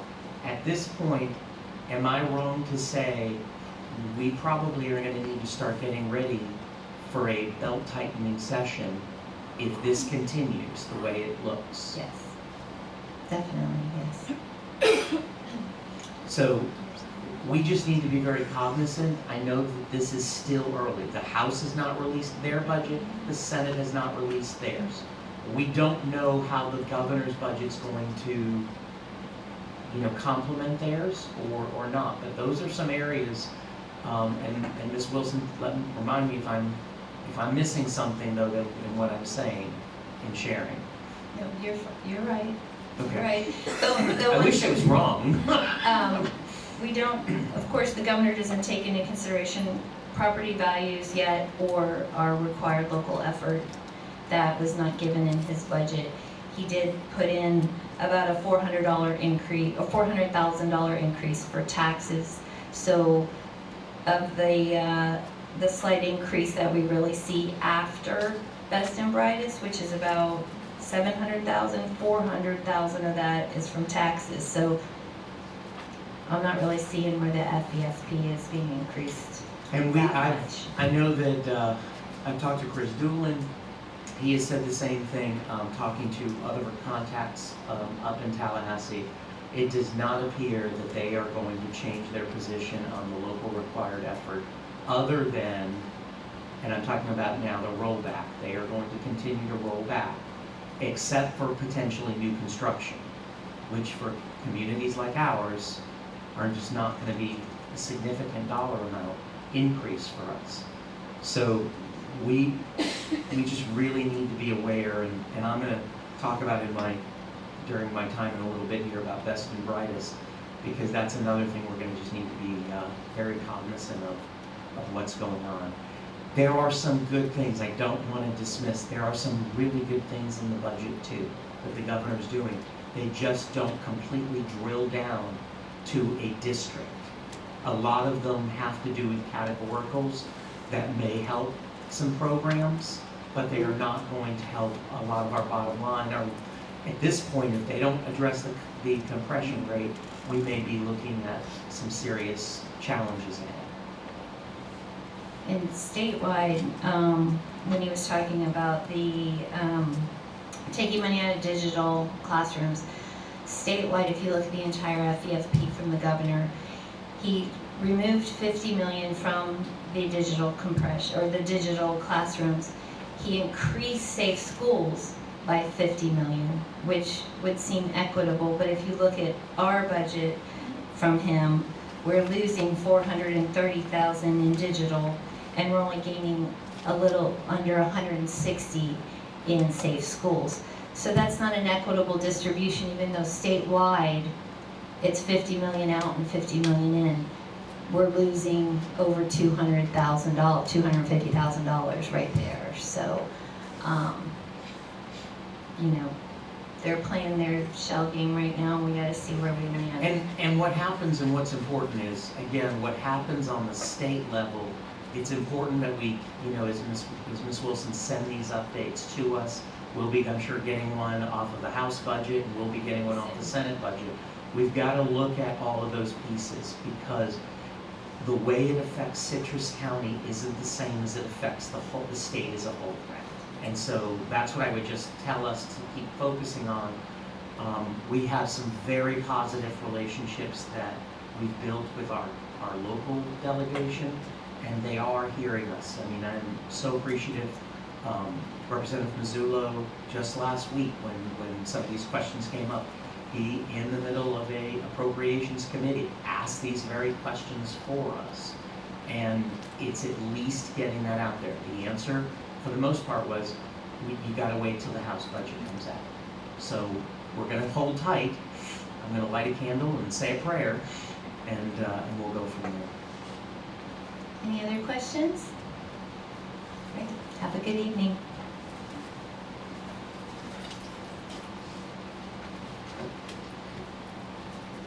I think with budget update, that means, is there anyone else here that's wishing to come before the board before we close that part of it out? There being no one and there's no cards, we'll go ahead and give it over to Attorney Legal Matters. And I'll go down. Mr. Bishop, did you have anything? Mr. Mullen? Oh, I'm sorry. Can I have a motion to approve the minutes? Second. Motion by Ms. Powers, second by Ms. Bryant. Approve the minutes. Any comments or questions? All those in favor? Aye. Aye. Motion carries 5-0. Thank you.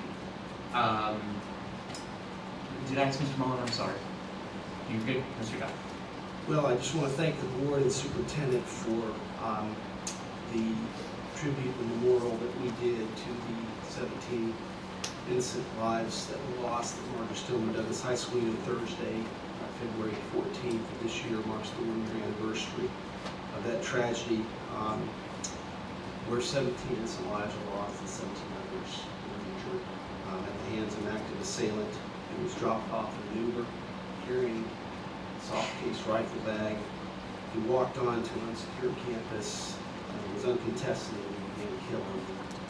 You know, we have got to keep this in the forefront of our minds. I know this board, Mr. Kennedy mentioned, we had a discussion on school safety in a closed session, and we had a lot of good comments. You know, we are working diligently to provide safe campuses for our students and our faculty, and I thank the superintendent and the staff for working together and trying to do everything in our power. And that's what this is about for me on Thursday, is to recommit myself to do everything in my power to keep kids safe at school.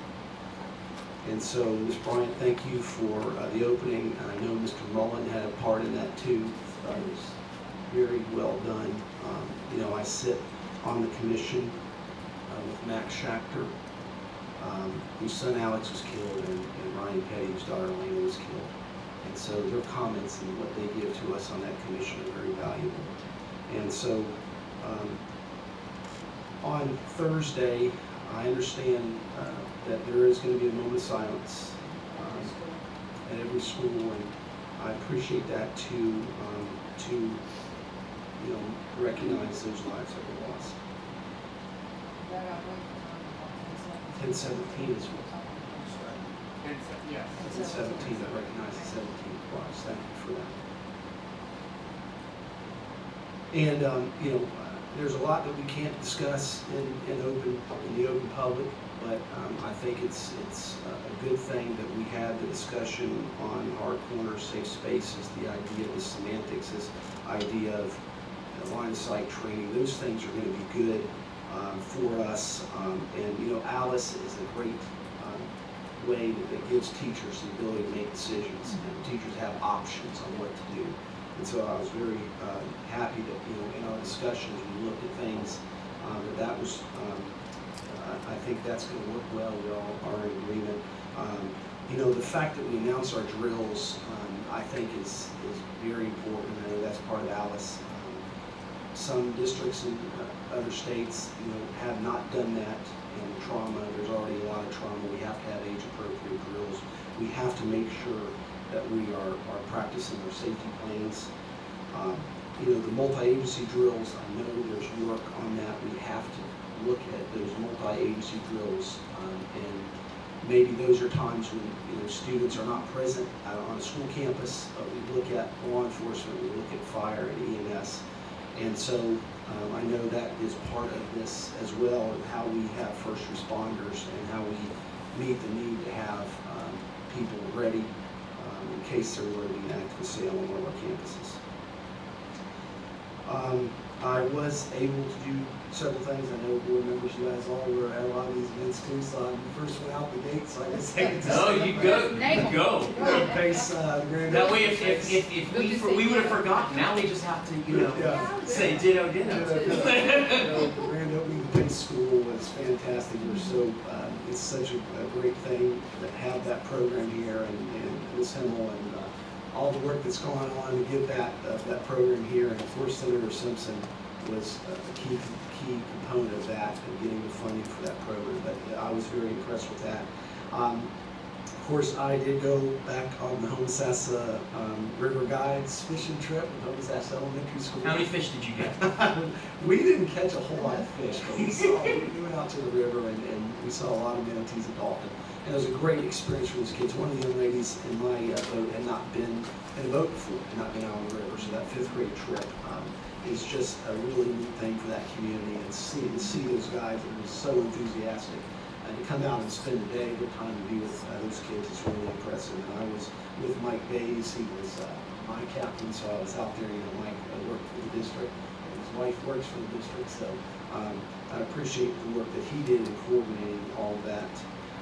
Had some school advisory council meetings, IMS, and with Country Technical College, and I have a value adjustment board meeting coming up in February.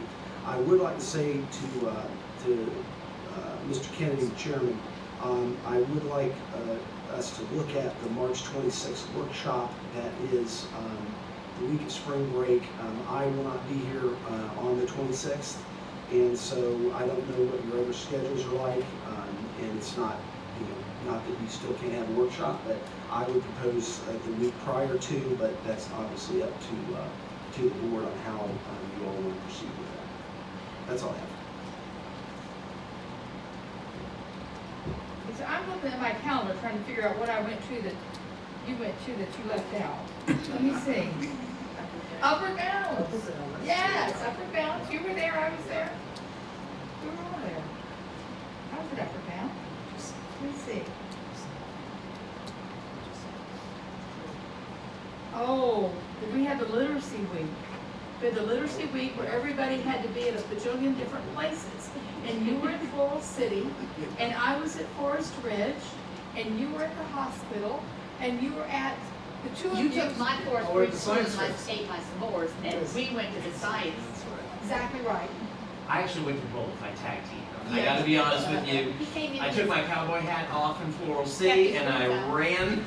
He was there before the ceremony started. Good. It was a tough one. But hey, you missed both of those. Yes, they are. Yes, they are. Well, the author came in and read to the kids. It was awesome. Was there s'mores, I heard? There were s'mores, yeah. It was quite a good time. We lost. Quite a good time. And I had already promised them, I'd already RSVP'd. I didn't think about Literacy Week. All right.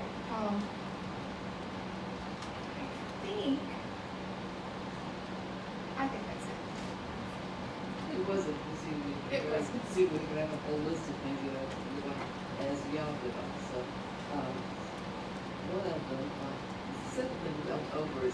high school in the SAC committee and discussing testing coming up, and one teacher said, in May, every single day has a test, so it's stuck in my mind every single day. So I thought, Thomas would like to do that, comment on that. Exactly. Don't get me started. Yeah. Went to PACE Center, as you'll talk about, and really impressed by the upbeat nature of the girls who were talking to us. And they were very organized, you know, 1, 2, 3, got everything in order, telling us what was happening, what they did in each classroom. So, and the commissioners, some of the commissioners were there, people from the county, of course, the school board. A lot of people were there listening and offering their support to the center, so it looks really good. Well, it says about Thomas. Thomas did a video for us, or had a video arranged for us for FSBA for last week, which was Counselors Week. And I said a few words, and we had one of our counselors did a very good presentation on the video. So if you want to go see it, go to FSBA, or the School Board Association, click on where it says Citrus County, listen to the presentation. And Thomas is doing a lot of things similar to that. He's sort of leading us right out there in the state. Everyone's going to have Citrus County's name they know already, because Thomas has all these things out You were behind too him. kind. Oh, they're really, really good, though. So he's on top of everything. I attended Upper Bound as you attended Upper Bound. I missed the elementary because I had an appointment already that I scheduled it forever ago, so I couldn't go to that, but I went to the middle and high school where I enjoyed that. Also, went over to a meeting with mental health people from the county, and then also we work in different counties around us. And we're District 5.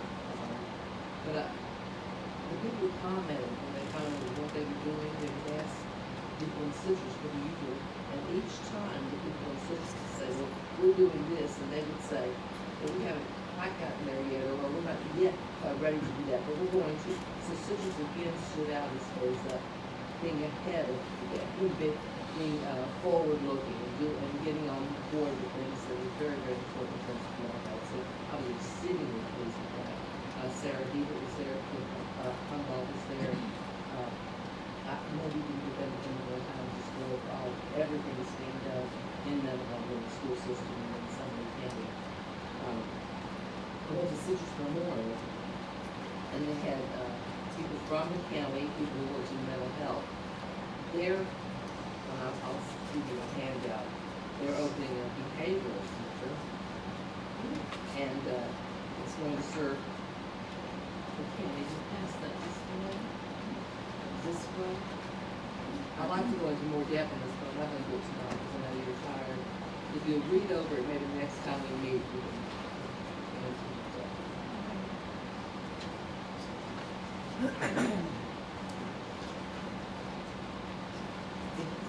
Yes. If you open the pamphlet, it shows that it's just Memorial. This is on the second floor. They're going to have an intensive outpatient program and a partial hospitalization program.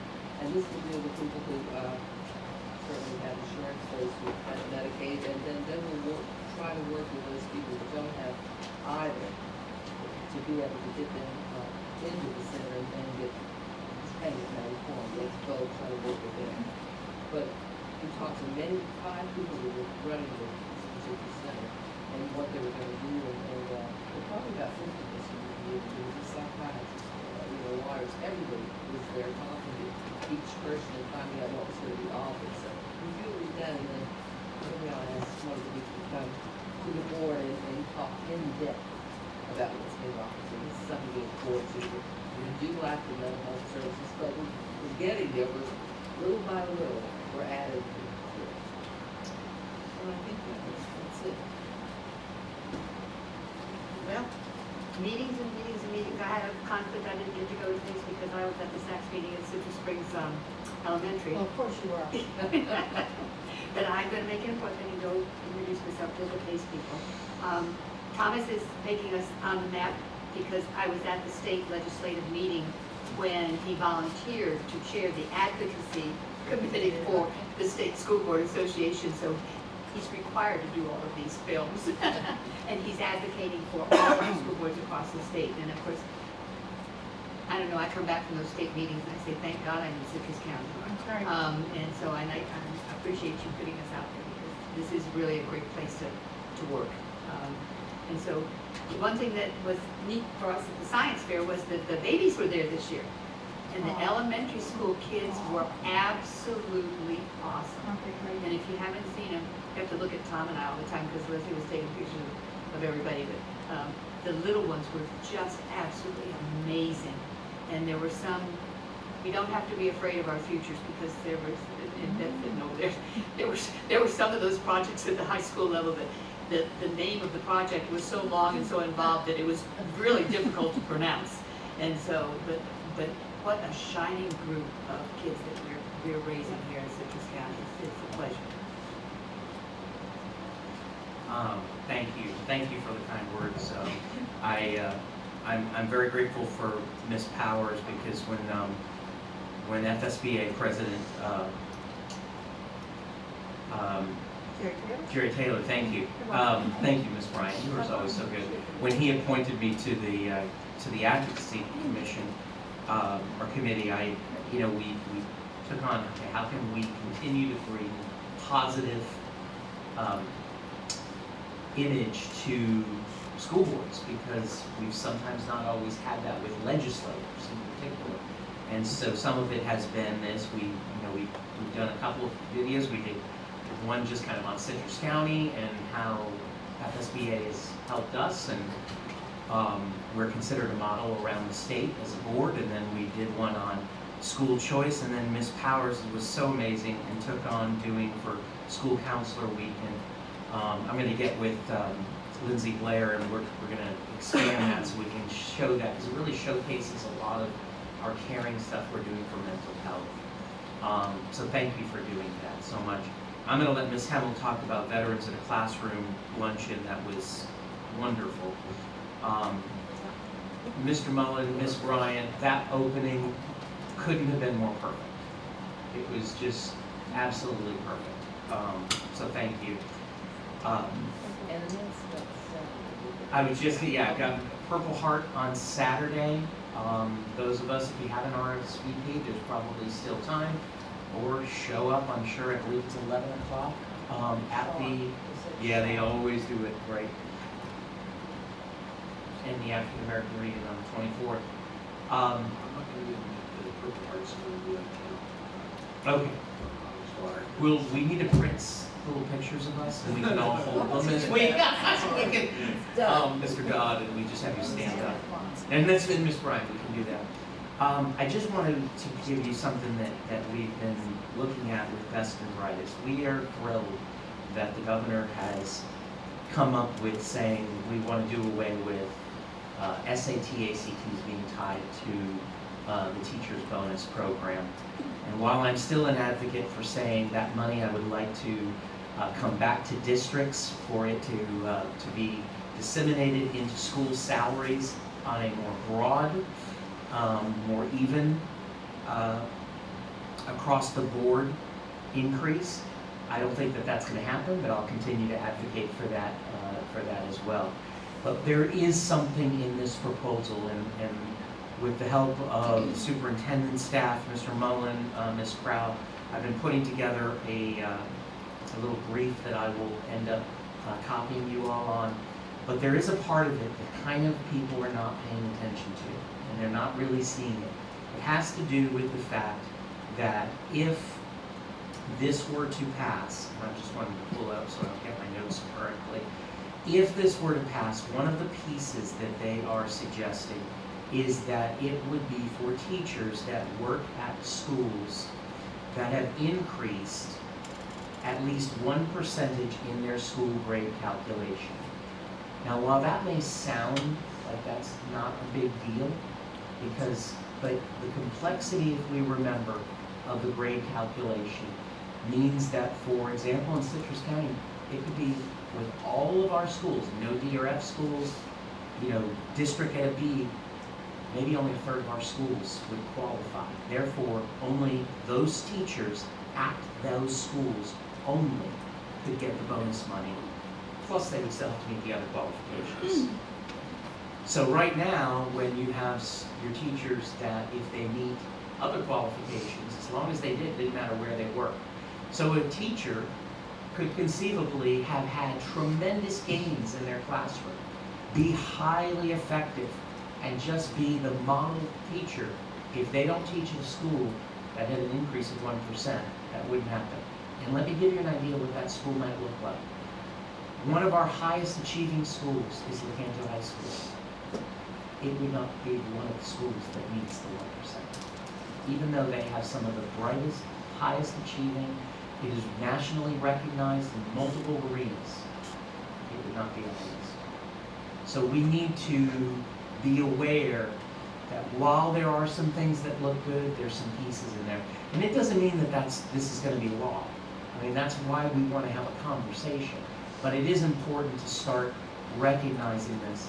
It's not really been talked about a lot because I think there's been so much focus on doing away with the ACT, SAT, that other line in there is not getting much attention. Now, we don't know exactly what they mean by it, but if we're taking it at their front there, at the first glance, it's concerning because it would mean that everyone, many of those teachers that are getting best and brightest right now, might not get it. So, something to be aware of. That is what I have for this now. Ms. Townsend said something about the title science fair. They're saying it's based on a couple guys, and one of them was a judge. We were talking about some of the titles. The other guy said, well, I'll be a judge next year. Well, no, but I'm only going to judge on the title. Bigger the words, and that's what I'm doing. I wouldn't understand it. I said, There were some of them two-liners. How true that is. Pace, I think the staff up is amazing. Easy partnership. They work well with, very closely with Dr. Peeber. And I spoke with Senator Simpson, and he said, until the board members, everybody in Citrus County that he's dealt with, all senators across the state, he's dealt with every district, and he said Citrus County is the best one. He said you all will be, maybe not easiest, but he said it was easy to get my school in your own. I want to share that with you. Veterans luncheon yesterday, you know, that's we're not 10, had reason to be there. We had 50 plus people there, and they talked about reaching 7,000 more students, which I think is amazing because they reached 7,000 this year, they reached 7,000 next year. They're always recruiting, so when you're out and about, you know that so you like to give up a day or something in classroom, you'll have to contact tomorrow. It was a great event. There was gentlemen who were so proud of what they've done. Stories, and they were so complimentary of what we did to each other. Thank you. And by the way, your prayer bracelets, I just picked up and noticed there. You got Trinity and the prayer there. So where can I put those up? Board members, if there's not anything else, we're adjourned. Good meeting.